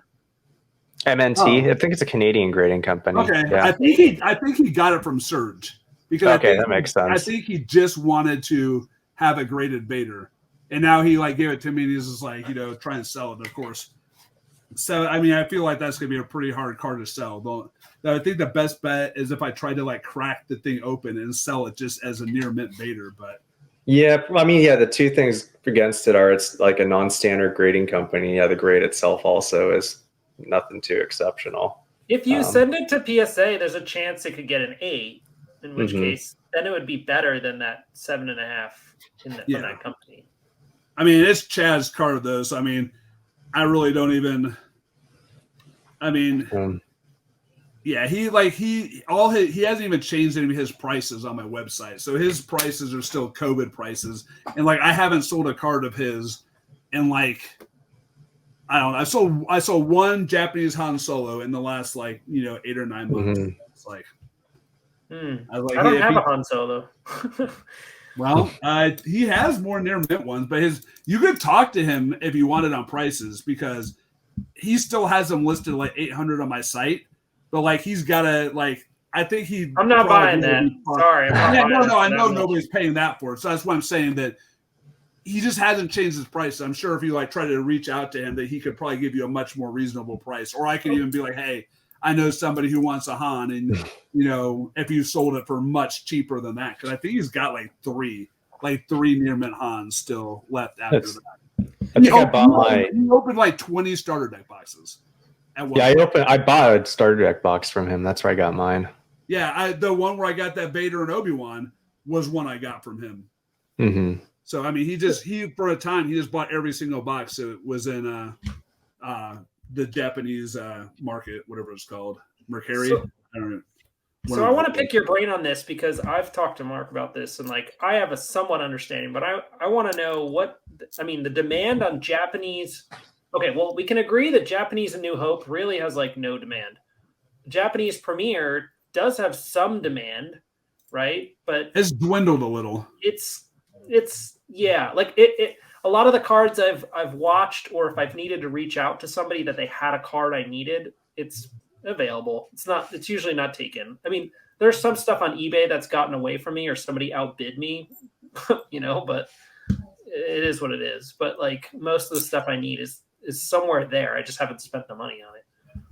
But Japanese Hoth stuff, I mean, the prices are still super high, but I mean, for me personally, is this worth going down the rabbit hole of dropping 5 figures to complete this set? Does it mean that much to me? It's really hard because I would say if you're a completionist, you're going to want to get that Japanese Hoth. And I am, but I'm also a realist. $11,000. If what it's probably less than that now. You should be able to get it for less than that now. I even think what was his name? Jared. What was the guy that was trying to sell the Japanese Hoth set on Facebook? Was his name Jared? Yeah. Well, I think he did list it, but I think he told me though he's down to 85, trying to get 8,500 for it. But only so many people have the means to buy that, and of the ones that have the means to buy that, they probably already have it. Yes, right? Exactly. And I should say there's the other people that are completionists. A lot of them have an almost complete set. They're only missing You don't want to be that guy. 5 cards. You don't want to be that guy for this sole reason that you don't want to pass up on this set for $8,500 and then be the guy paying $2,500 for a Meteor Impact, which every single one of those people who has their partial set still needs. So you got to think, if you try and piece a set together by scratch, you're probably going to spend $11,000 or more, maybe more. trying to do it by scratch. So because you can't rip the new packs, right? So you have to buy stuff that's pretty much already open. I mean, don't get me wrong, I can still buy some Hoth packs, but at you don't want to do 250 a booster, like you don't want to do that. You definitely don't want to try to flip your reflections too either. You're by ripping packs and buying singles, you're gonna end up spending like $15,000. And that's where you don't want to be. Whereas you could right now, like if you're trying to get that set and you just want to like be done with it, I think that if you could get that set from that guy for $8,500, that's literally the best idea you could ever like do. Because of the people that you're talking about, most of the people that are trying to complete their sets have partial sets where we're missing X amount of cards. They're all missing Meteor Impact. Like the last two on eBay sold for what, 18,000 and 2,500 or something like that. You don't want to be that guy that's just sitting here 20 years from now. You're looking at your Star Wars cards, maybe even talking to Mark and me. Right, we're like, let's look over the last 20 years of Star Wars cards. And we're like, hey, how's your Japanese Hoth set going, Kyle? And you're like, I still need a Meteor Impact. I'm just like, what about that one on eBay? You're like, I can't afford to spend $8,000 on that Meteor Impact. And I'm just like, remember that set you could have got for $8,500 20 years ago? And now that one card is at $8,000? That's the kind of shit. That's the kind of stuff that ends up happening, you know. As sad as that is, the Hoth is that rare. And these people have been waiting on this Meteor Impact for so long. And the next one that populates on eBay, I know Christian Kreisel, he's down to needing one card. He needs Meteor Impact. I can't remember the other two guys' names because I haven't like looked in that stuff in forever, but they were both like 2 or 3 cards away, and they both needed Meteor Impact. And I know there's at least one guy, possibly 2 on eBay, that when I was selling Japanese cards frequently, they were like buying, like literally they were just like setting my auctions through the roof on everything I posted. And so, I mean, maybe they are one of the ones that got a Meteor Impact already, but I mean, it's just like one of those things. I think that one card alone is just like, it makes it worth spending the $8,500, you know, because like I have all the rares, not all the rares, but a good majority of the rares. And I still, even if I sold those for like 40% of what my prices are, or Chad's prices are on my site, they still come to like 5,000-ish. And and that's missing. I don't have any common uncommons with it. And I'm probably missing like 20-ish rares. And those still at 40% off my site prices come to like probably like $4,000 or $5,000. So I'm just saying that 8,500 is like, yeah. I mean, no, it's relatively that sound. Relatively that sound. I think for me, it's not even about like if that. You have decisions. Like, does this actually, mean something to me like that much more versus like a family vacation, for a month, exactly, for something, or a Meteor Impact, or like redoing a significant part of your house, I mean. And that's where, like, I basically, that's where I started thinking about it too, because I like all this stuff, it's just like, do I even care about this stuff? I was like, am I actually a collector? I mean, I like you first said, like when we first started the thing, it's like some of the stuff I just like having, like I see something like I have one of my favorite things I own. I found at a random CVS an Ahsoka Tano pop doll. And Ahsoka Tano is like one of my all-time favorite Star Wars characters. And I was so thrilled to just like buy that. And I was just like, does that make me a collector though? The fact that I was like, this is cool. I want to have this. I don't really collect pops, but if I see a cool pop, like, I've got a Jamie Lannister pop doll that I really like. I got Snake Eyes from G.I. Joe. I mean, some of these are just like, but does that make me a collector? Or am I really just getting ones that I like? Because I'm not trying to complete a pop doll set or get even all the G.I. Joes or all the Game of Thrones ones or all the wrestling ones or Star Wars ones, but sometimes when I see stuff that I just like, I get it. And then I was like, what's the point of having these Japanese sets in binders like sitting around? You know, not only that, but like, okay, so let's say you get a Hoth set, right? And then maybe you keep it for a while, and then you're like, oh, it's time to sell it. Like, yeah, you're not going to get the money. Be tough to unload. And you're not going to get what you paid. That too, because you need to find somebody just as desperate and hungry to get it that you were, and like that is at a point where that may not ever recover in price. I mean, it could, right? But like you can bank on selling that for less, or having a hard time to move it. Period. You know, like, and you certainly don't want to break up a set like that because that would almost be like sacrilegious. So, you know, like the amount of effort that we're going to put that together. Not this last Christmas, but the Christmas before that, I sold all of my Japanese sets to Chad for all my Japanese cards plus like an extra General Beers and a few extra cards. I think I got $18,000 for it, but I didn't really want to sell it because I mean, I wanted these, you know, I was like, you know, I want to have these, you know, they could go up in value, this and that. But then, you know what, the selling point was like you just said. I was like, what if I don't take this deal? I was like, and they go down or I'm not able to move them, you know, later on if I decide to not sell them now. I was like, $18,000 is a lot of money for these cards. Yeah. And I was just like, you know, I'm gonna take this. And if I wouldn't have taken this, I'd be looking at like that guy is right now, who's now down to 8,500 for his Hoth set, you know, because he just hasn't been able to find buyers for it. So, I mean, it pained me to sell them for that. But I was just like, you know, what if I keep them and then like 20 years from now, I just really need money and want to sell them then, and I can only get like 5,000 for them or something because it's like it's a real possibility. Wants them.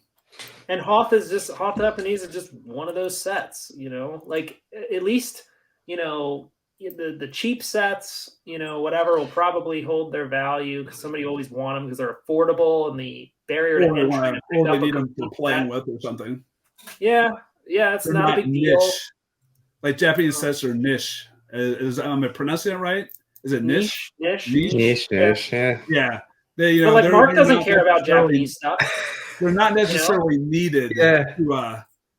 Mark's indifferent about it. I think for me, the Premiere thing was more of a content creation journey, right? Like, can I actually achieve this? Of like ripping my way through a Premiere set. So like, this is a net new Premiere Japanese set. It's not somebody else's that was moved. It is ripping new product, new cards, and creating a new set. You know, and most of these singles are people's extras, right? So they're other stuff from other open packs. So I'll still consider that, you know, a win if I have a net new pack. But I'm doing it all over again.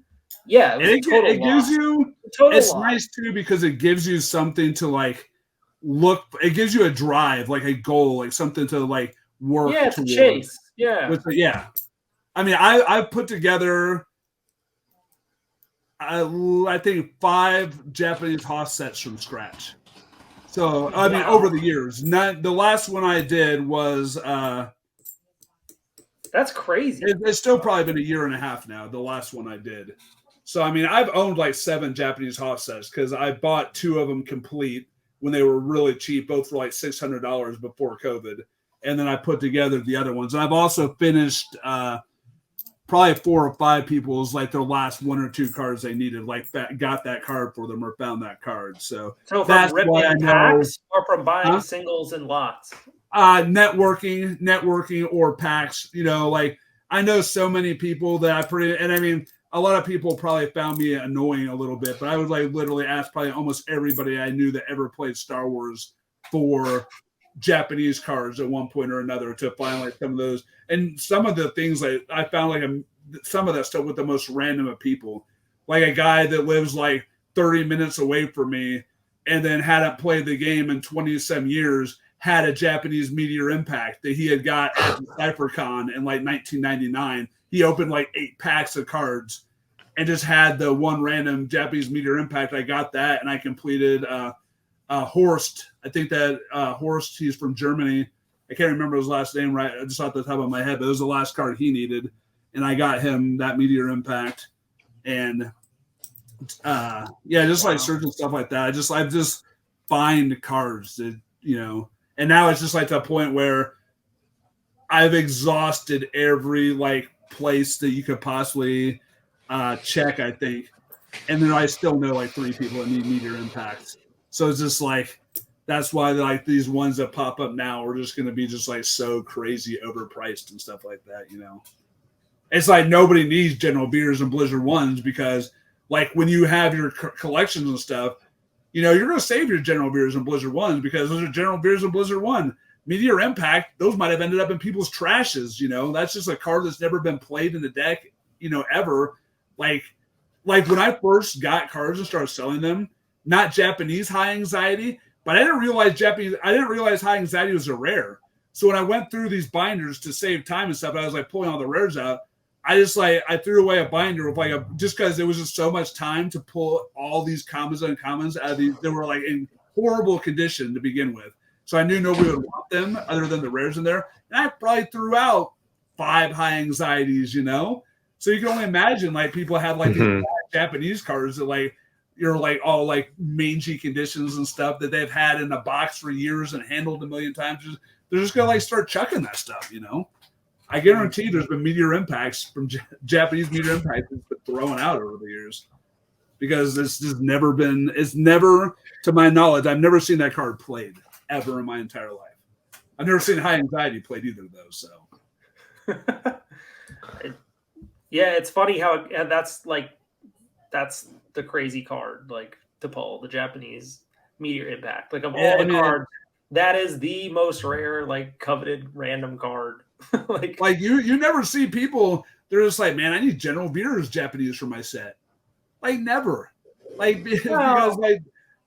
I mean, very rarely do you ever see a set that needs General Beers. It's always like the 8 red cards. It's always the 8 red cards and Blizzard Scout 1 that everybody always is like, trying to like find. But you see them pop up here and there.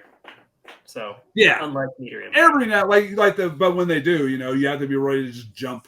Like Jamie, I think Jamie was the one. Meteor Impact was the last one he needed. And he was the one that paid like $2,000 some on eBay just because, I mean, yeah, like there was one, the one before the 2 that went for 14 and 2,000.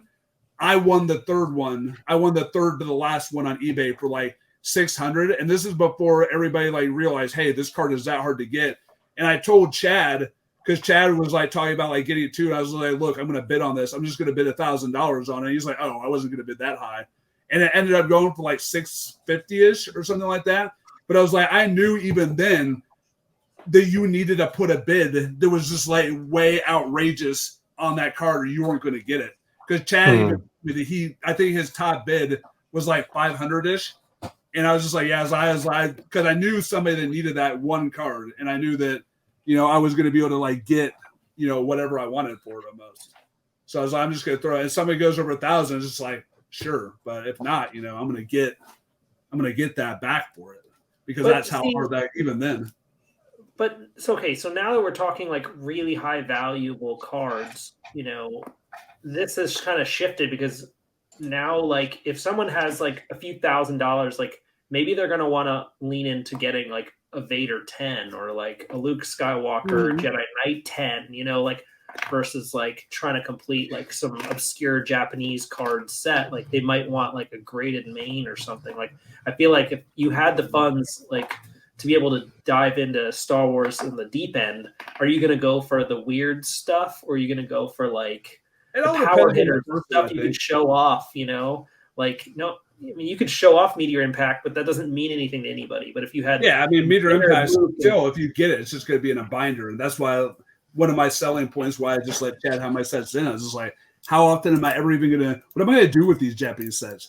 Are they just going to sit on a shelf the rest of my life? Or should I just like take my $18,000, It's just like, how often?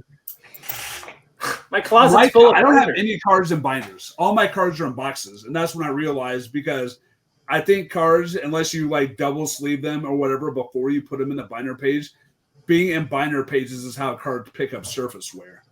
So I found that out really, really early in my Star Wars collecting days. And I was just like, so all my sets were in boxes. I was just like, how can I even like look at this? It's just cards in a box. I have to handle them to take them out, and like I don't know. But I think it depends on the person. I mean, how do you want to just have PSA 9, PSA 10s, or do you want to be like, I've got all the sets, and be able to show off like to Mark and I, you could just like right now, you're just like, here's my Japanese house set. You just like start showing us, we're like, hey, that's pretty sweet. We don't have that. We know how hard that is to get, It depends on the person. Yeah. I mean, you guys both know that I'm really not like, I would say if I had to think about for you guys, I'd say that Mark would rather have sweet graded cards and you would rather have all of your sets. I think that you like the graded cards too, Kyle. I think, but I think for you at least, having the sets would be something that you would find cooler than like Mark with having a bunch of graded cards. And like me, it's like I wouldn't care if it's graded. I wouldn't care if it's a set. I like oddities. Like I like my trample collection where I've got 6 Japanese tramples, English, and a signed Joe Olsen Japanese trample. That's not foil. So those are the things I like. And then I like my Ahsoka pop doll. I like and my football cards, my favorite football card that I own is a Bruce Smith. I don't know if either of you know who Bruce Smith is. He was a Buffalo Bills defensive end. It was one of the best defensive ends of all time. He was on their team when they went to the Super Bowl 4 years in a row and lost all those games.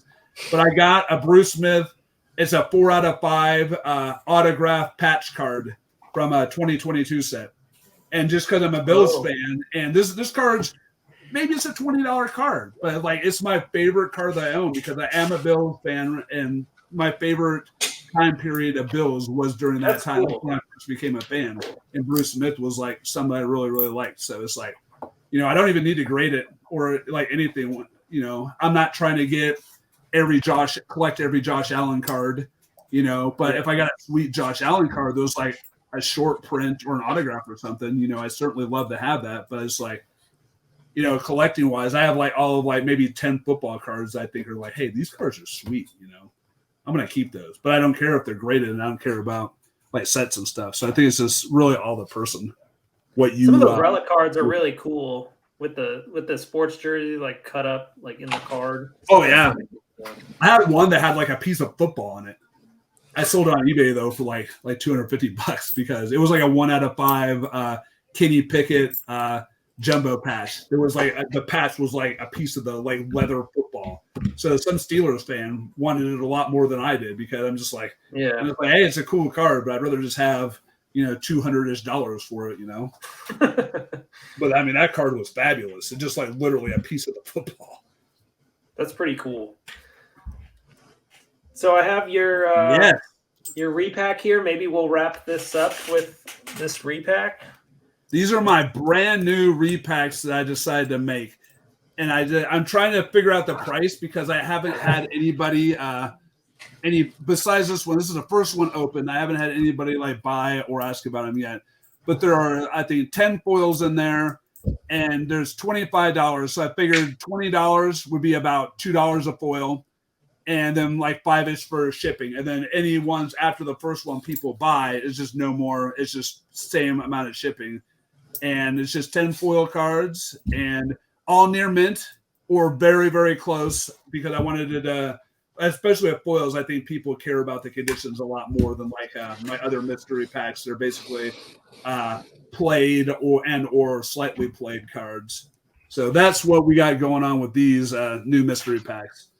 So I'm hoping like these might appeal to some people. When it comes to buying repacks, because I've bought them from a lot of other people. This is like I like to hear this.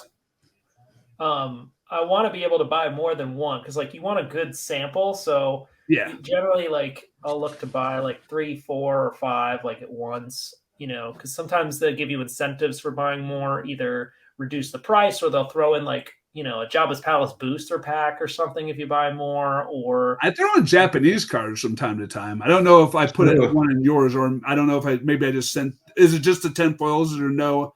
So you got that. We'll see what's actually I put in there because I have a lot of extra sweet Japanese cards. Put in here. So that's the Players Committee one.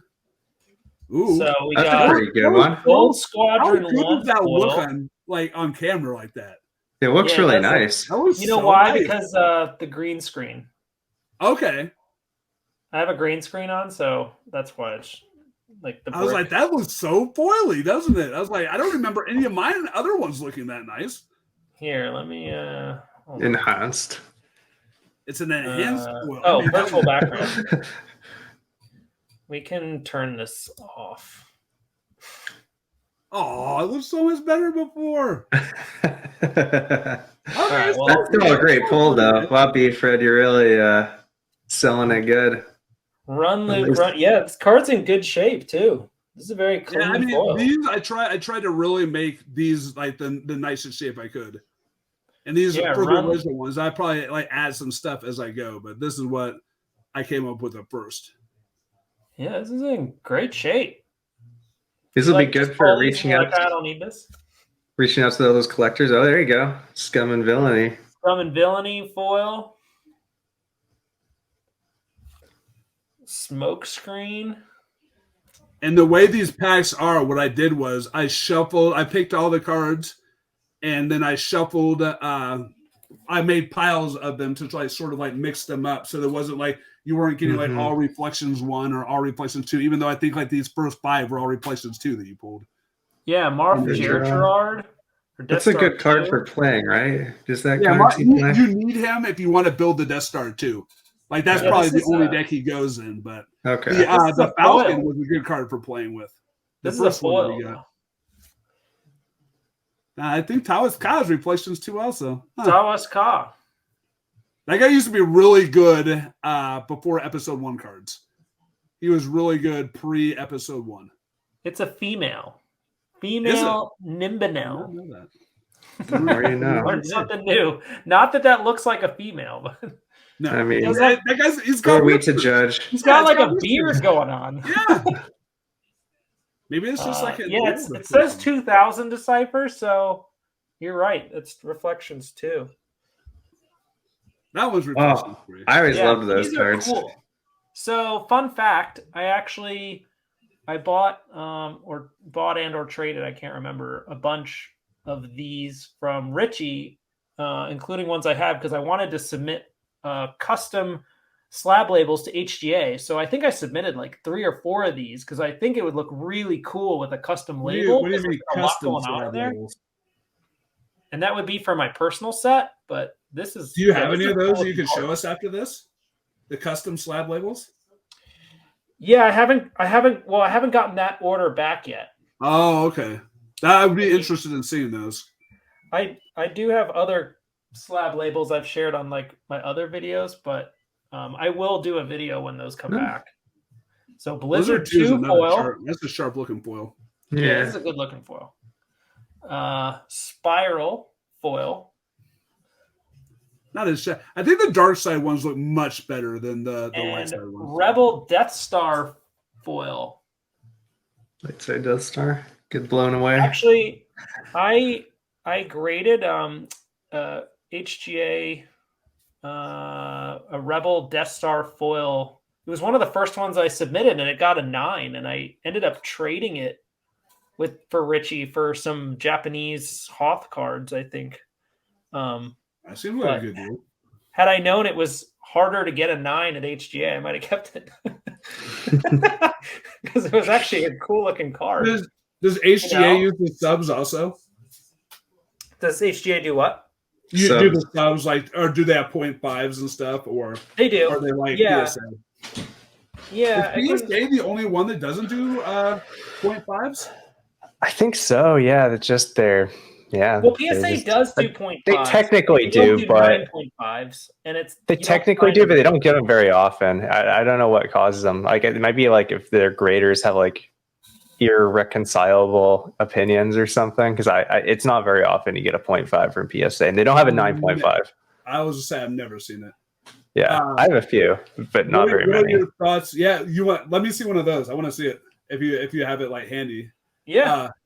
Kyle, what's your thoughts on for your professional opinion on like since you buy a lot of repacks? What are your thoughts on value wise, card wise, etc.?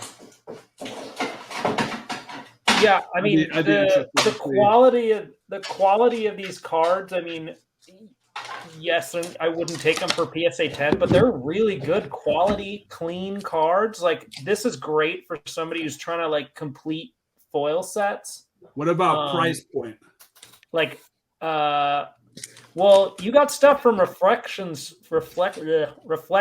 2 and 3 in here. Well, you span all the Reflections, really. I'd say that Reflections 3 is definitely probably the least represented, but at the same time, I try to make sure there's at least one Reflections 3 foil in every pack. If it because they're not actually in repacks, what they are is they're in a box. So since they're all shuffled and put in there, so I don't know what's actually in there. I take out the first 10, and then I'll look at them before I send them because I want to make sure there's not any doubles. Because people like if you open up a pack and there's like 3 spirals in there, you're gonna be like, what the heck? So I try to make sure first that there's no doubles, and then second of all, I try to make sure there's at least one from every set. So you're not like looking and be like, oh, I just got 10 Reflections $1 foil cards, and then you're just like off put because I don't want anybody. I want people to be. I mean, obviously I want to sell the cards, but I want people to get stuff and be happy also. So I don't want somebody to pay $20 and be like, oh, I just got $5 in cards. This is No, I mean if people get good value, that makes them for seconds want to come back and buy more of them too. Which I want to be able to like sell more stuff. So I don't want people to just be unhappy. I want everybody to be satisfied with what they get, basically. Yeah, I mean, I've told lots of stuff to Mark. I've always told the same thing to him over the years. If I got a Falcon like that, I'd be pretty happy. There's plenty of people that are looking to like either start collecting foil sets or want to hunt some down. Like, I have or get even to play with. I have I have complete Reflections 1, 2, and 3 sets, but I do have partial sets. So if I come across a second one, I just slip it in behind the other one. So I have like half sets like for everything. So nice. I will use these cards to fill in my half sets and see how close I am to another set. What do you think on the price point though? Because I probably if you're buying repacks and stuff, what's your like? What do you think appeals most to the consumer, like price point wise? I mean, am I charging too much for these? Do you think? Am I charging too little? No, I would pay $20 for these all day. Okay, I just checking because I mean, the other ones that had the I don't know if you guys saw my other repacks that had the 14, whatever, just regular. They're not any condition. You can get whatever, but they also have 14 cards, 1 foil, and I throw a Japanese card in every pack. Like I probably sold 50 of those or so at like 25-ish each, 20, and then the 5 for shipping.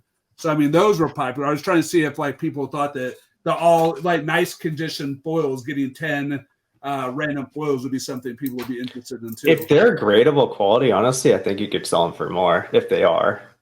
It's hard to say because I mean, I'd say all of them are in the near mint range, but when you say near mint range, it could be from 8 to 10. Yeah, so I don't know if any of these. I'm sure some of them might be. Some of them might be gradable, but I wouldn't want somebody to like buy these. Yeah, I gotcha. To get ones because then they'd just be unhappy, Right. So I try and tell people that like, look, these are all pretty much near mint. Some might be a little less, but there's not going to be. You're not going to look in there and be like, oh man, this card is like bent. This card is mangy. This card is thumbprints all over it. They're all going to be. You're usually pretty good on quality. Having bought from me a lot. If you're like going to be hyper focused on that, then I would say these are probably would come back a lot of like 8s, maybe 7s. Yeah, I mean, but the quality of these, like eye appeal's good. The corners aren't dinged. I mean, these are in really great shape. I'm actually impressed. I was expecting a lower quality card to begin with.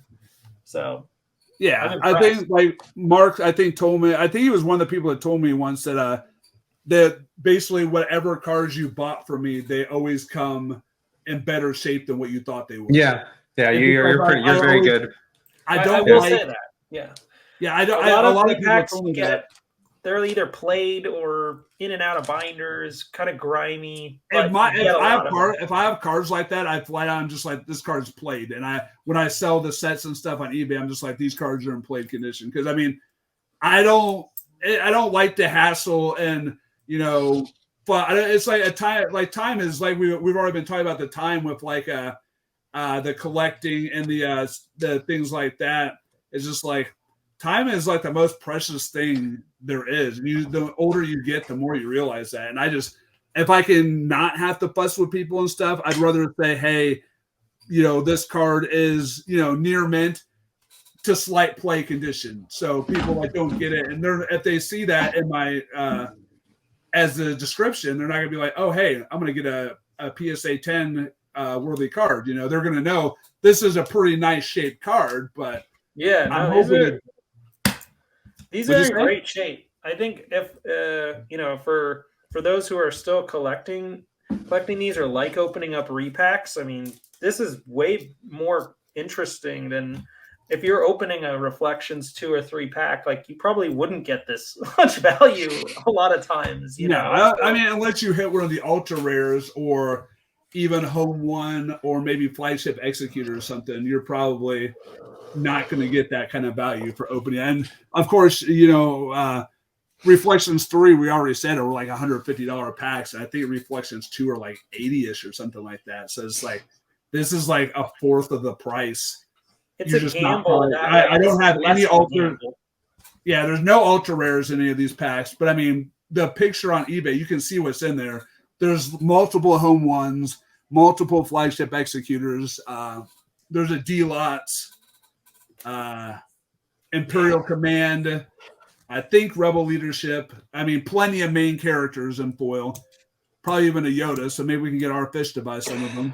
He has to scoop up the last foil Yoda that's out there. Yeah, and I think that's how you make the repack hunt that much more exciting. Like, let's say most packs are like this, but you threw in like 1 or 2 packs that call out like some crazy rare card. That if you bought 1 pack and got it, then yes, it would be a loss for the seller. But when you look at how many you're selling, if you're selling 100 and you do the math and you divide it all, like, if you sell all those packs, you more than it's all I can live with, like, because I wanted people to be able to get the good cards too, so I can live with like Home Ones and stuff, like people like pulling 1 card that pays for the whole pack, and plus that would be, I mean, that'd make somebody happy too. Like, and I'm all for that. Like, if you open it, because I didn't really look at those cards. I went through and looked at them to make sure that you had no doubles and you had the Reflections 3 card. But like, if I would have looked through there and there would have been like the D-Lots and the Home One, I'd just been like, man, I was like, this is the kind of pack that somebody's gonna like get. And there's gonna be a holy crap, This is a fantastic mix. I mean, I just got like $100 for 1 repack, No, but like, yeah, I mean, these are fantastic, but I think part of it is like, oh, there's like that 1% chance, like I could get the pack that has, this 1 main or 1 super rare card, and then I'm be like, I want to buy 5 just in case I pull it, Like, there was somebody selling repacks that had all these rares like posted up front, but they were selling like hundreds of repacks. So like, most of them you're not going to get any of that, but you could get a pack and then call out like whatever great card you get. Like, you can see, oh, this was in the call outs of like cool cards that were listed, like that helps to see what's in it, because then people are like, there's that small chance I might get something really cool. And then I'm more likely to want to buy more. Like my other repacks, not the all foil ones, but the last, the ones I was talking about selling before, like there's all sorts of like 20 to 30, 20. I mean, there's an EPP Maul in there, EPP Qui-Gon. There's no ultra rares, but like there's all sorts of stuff. And I remember specifically, like I sent out when I went through and did the random pack for a guy, there was a Lord Vader in there. And I was like, well, this guy's gonna be happy, So it's just like, Lord Vader is like a $70-ish card, so that's like 2 or 3 times the value of the 1 pack you bought. So, I mean, there are a lot of good cards in those other ones. Just they're all play condition and stuff, so it's not like you're not going to get any gradable stuff. But if you're like a player and just want to open a repack and you open up your pack and there's a Lord Vader in there, that's a win. I don't care what condition. Yeah. No, I'm not upset. I'm actually, like I said, I was kind of surprised at the quality of the cards that came back, and all. I mean, I would say too, it's great that you're giving 10 foils in there, but there's nothing wrong with throwing in, like, making it a 20 card pack and just throw in some uncommons or something. Like, if you need to unload like bulk stuff, like that is the way to do it. Like throw them in. I don't know. Mark, I think has watched my eBay auctions a lot more than you probably have, though. Mark knows that my bulk cards. I put how many? Have you seen me post my bulk packages? The 3,000, the 35. Yeah, you have one of those like every. Oh yeah, like I don't have bulk Star Wars cards. I've got common uncommon sets. 800 count boxes of like each set that have like like 10 of each card that haven't been bought, and then all the rest just like go into the bulk boxes. I'll take they usually range from like $50 to $125. So though I really don't have bulk, so I was thinking though that I could put in those like just start putting in like a Japanese common or uncommon in each one of them. That might make people just like at the very end they get and just not even tell people. So they get their 10 cards at the very end. There's a Japanese card. They're just like, oh, So I do have that problem now because I have a lot of extra Japanese cards. Oh yeah, I've got probably like 10 common uncommon premiere sets because Chad, remember I mentioned he opened 20 starter deck boxes or more. You know who ended up with all of those? You did.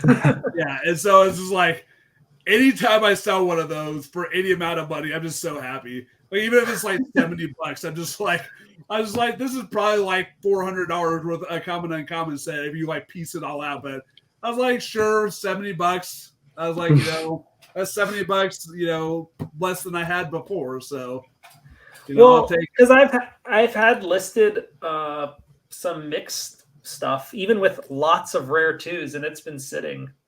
I thought somebody would have bought it. It's got like 12 R2s on it or something, and like a whole bunch of uncommons.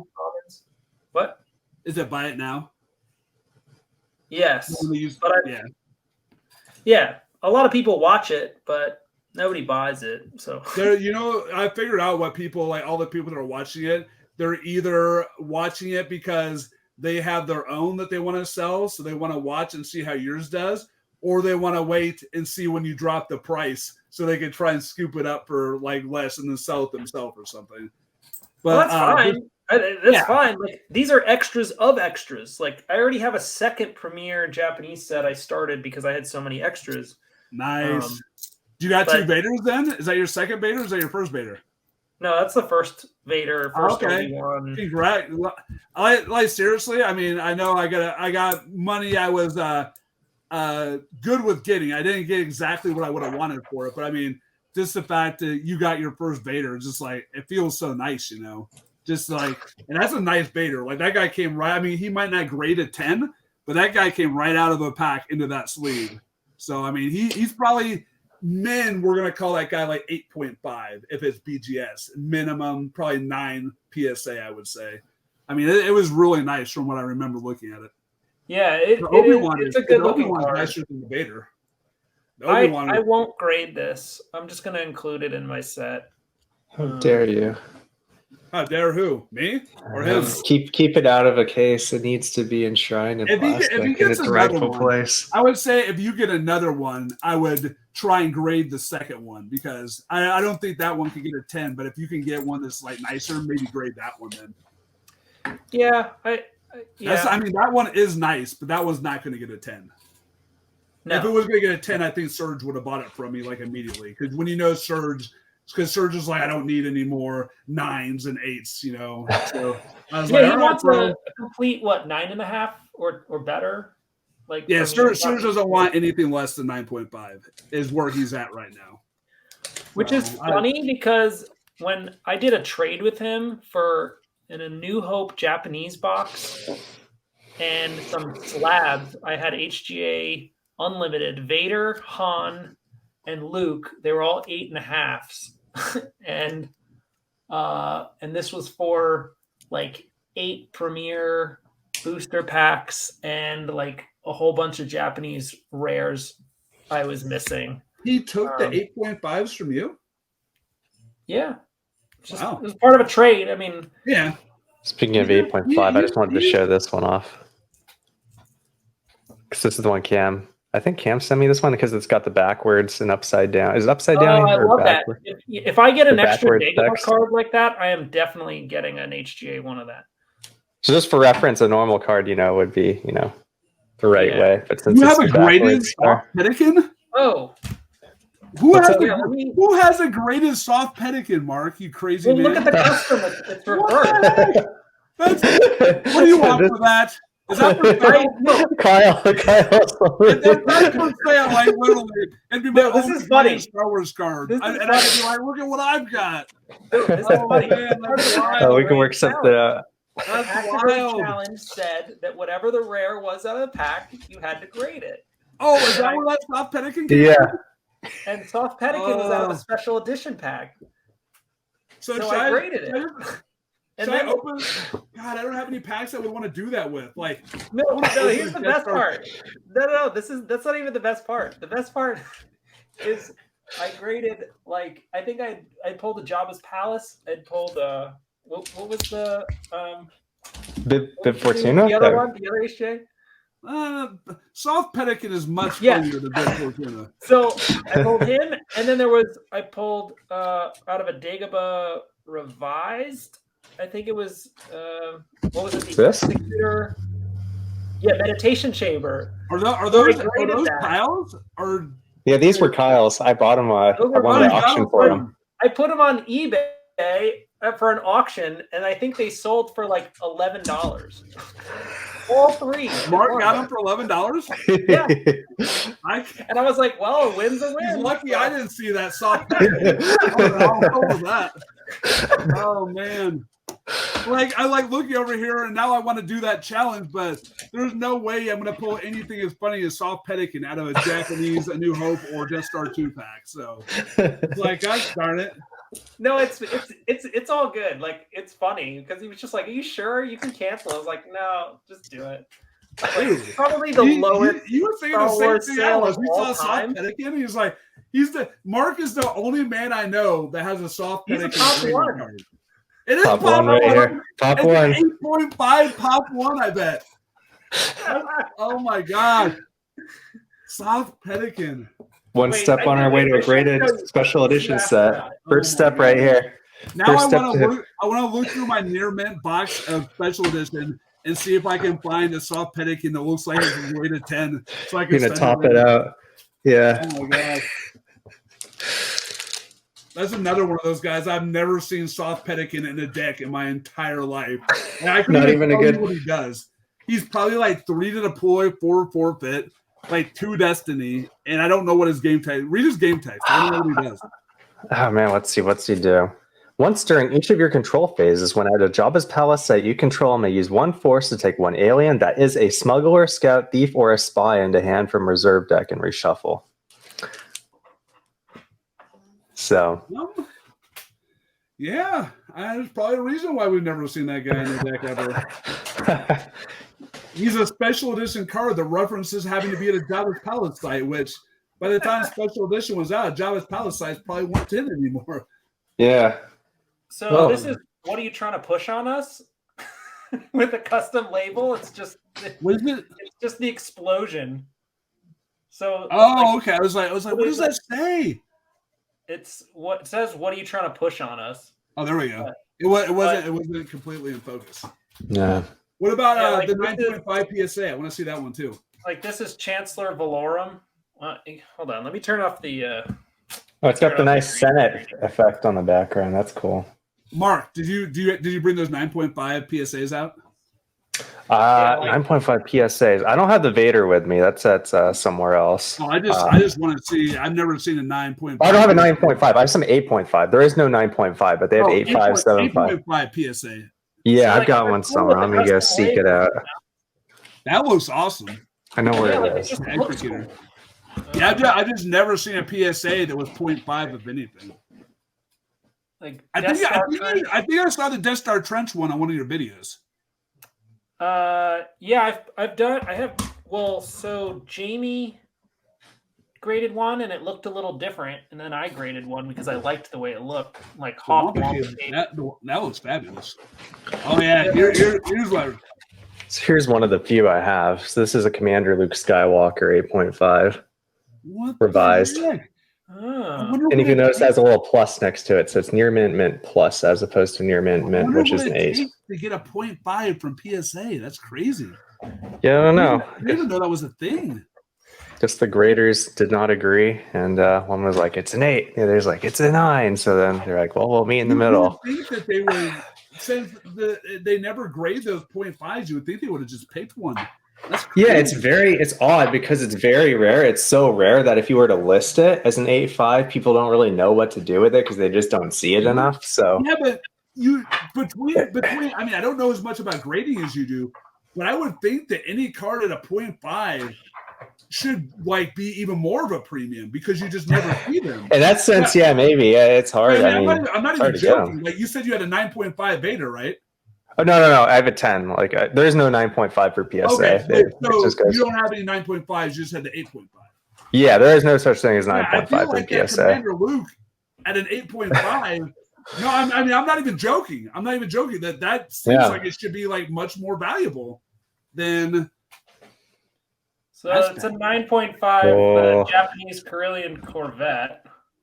God, there's no black label Star Wars cards at all. Is this true? I don't think there's even any 10s with non-black label 10s. I don't think there's even any non-black label 10s as far as I know. Is a black label all 10 subgrades? Yeah, black label has to be all 10 subgrades, and I think a non-black label 10 can have like 195 if I'm recalling correctly. So you can that's like the holy grail is getting a 10 of anything with Beckett, I guess. Yeah. To get I'm being dead serious. Like that Luke, it seems like that should be so much more valuable than. I've never seen anything 0.5, like not sports cards, not anything. I mean, okay. I have I have a few. I don't know where they are. I have probably like 5 8.5s. Maybe the grader was just feeling interesting, but they are pretty rare. Like they're definitely a lot rarer than. Yeah, I was just saying. I wouldn't sell any of those unless I got like some sort of crazy premium. I have a mislabeled Unlimited Tarkin. It actually just called it Premier. I think it just calls it Premier Unlimited. It doesn't even call it Tarkin. It's just Premier Unlimited. Have his name on there? It doesn't have his name. It's just Premier Unlimited, and it's a mint 9. Fabulous also. Yeah. What if they just pay you back Soft Pedican and they didn't even have his name on there? That would just be next level. They're like special edition. The Soft Pedican. That's a great card to stack on because it's only going to go up. Yeah. Kyle, you screwed up bad. You have messed up, Kyle. I hope you see the error of your ways when I give Mark $1,000 for that Soft Pedican. And I put it up on eBay like $10,000. I'm like, this is top one. If Mark sells that card for $15, he made profit. Dude, I got $15 shipped right now, Mark. We can work something out. We'll work something out. $15 right now. I mean, we can make it work. Now has history attached to it. It's all like it's got life of its own. If people get 2 hours into this video, Soft Pedican is going to be like a legend. Like the 8.5 Pop 1 Soft Pedican. People are going to be sending in Soft Pedicans to get graded left and right until somebody can land a 10. Someday this card will have pedigree, this specific one, like certain cards, it's traded by famous people. This will be. You know right. If I get that card from you, Mark, I would play a deck on stream.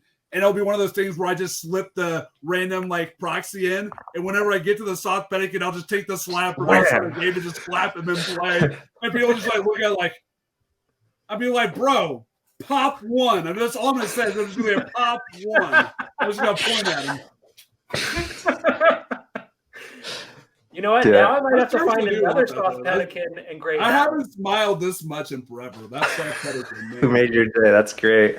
That made my year, I think. But once I get that, if you sell it to me, I get that in my possession. We'll make it work. We'll make it work. Make it part of history, Mark. We will. We'll do it. We should probably wrap this up. It's getting a little late. It's almost 2.5 hours almost. This has been epic. It's been fun. We we've been at 0 viewers on TikTok for a while, but people were popping in and out for a while there. But they're lost, you know. They're lost. They can't handle it. They can't handle it, and I get that. But yeah, I'll gladly post this, and we'll do another chat soon. This has been very good, and I have some more graded stuff coming back from PSA and HGA, so we can look at those and discuss those. I need to get some money so I can send Mark my few sports cards I want to get graded in my stack of Baders and stuff. Let's do it. I need to get some stuff sent off too. If I could get a PSA 10 Bader, even if it was slightly off center, I'd be so happy.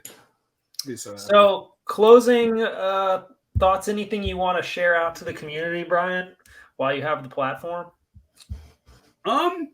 If anybody's like watching this and like they love the game and love playing the game and stuff, you know, I've done a lot to try and reach out to people in the community to play. Like, I mean, like talk to your store owners at card shops and stuff, you know, especially people that do leagues and stuff like that at card shops, and just like try and like do demo nights, like see if they can like let the owners know that they have like decks that they can like demo and bring into like show people or something, and just like try and like spread the word on the game if you can. I know it's hard, but just like keep trying to do that kind of stuff. And like, you know, if we get 1 or 2 people here, you never know if like stuff can pick up again.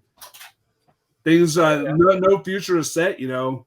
Who knows if like Disney doesn't like just go crazy someday and just be like, hey, you guys want to look at continuing the game where you left off, and then bam, you never know. Maybe we have episode 2 and so on and so forth for Star Wars cards.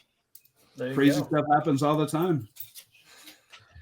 And people can buy your stuff and check you out from what's your eBay handle and your Star Wars store online?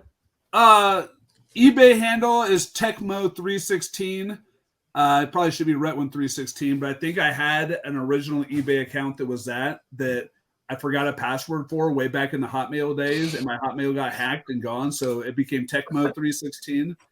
And then I've got Star Wars SWCCGcards.com is my store, and it's been pretty much ravished because I haven't got new cards in a while, but I still do have lots of good cards. And then eBay Tecmo316, and then SWCCGcards.com for the store. Awesome. And Retwin316 on TikTok, if anybody cares to check out any of I have Star Wars content on there and stuff like that too, if anybody cares. Good stuff. Mark, closing thoughts? Well, I miss our TikTok viewers. Hopefully they'll tune in again to the end so they can see some good South Pedican action here. I was hoping. I realized I dropped the ball not mentioning South Pedican, so I'm glad that you did. All right, well, there we go. South Pedican is infamous, and this is where he gets his comeuppance. So I'm gonna pull one out and look really closely at it, because I like I've never looked close enough at his face. I'm trying to see if he has like an actual face, or it's like an indent in the side of his head, and it's like blue. It's weird. Now I really want to analyze what he looks like before I like go making any crazy deals here for this 8.5 Pop 1. Well, this has been awesome. We will do this again soon. Thank you so much for listening, for all those who stuck around.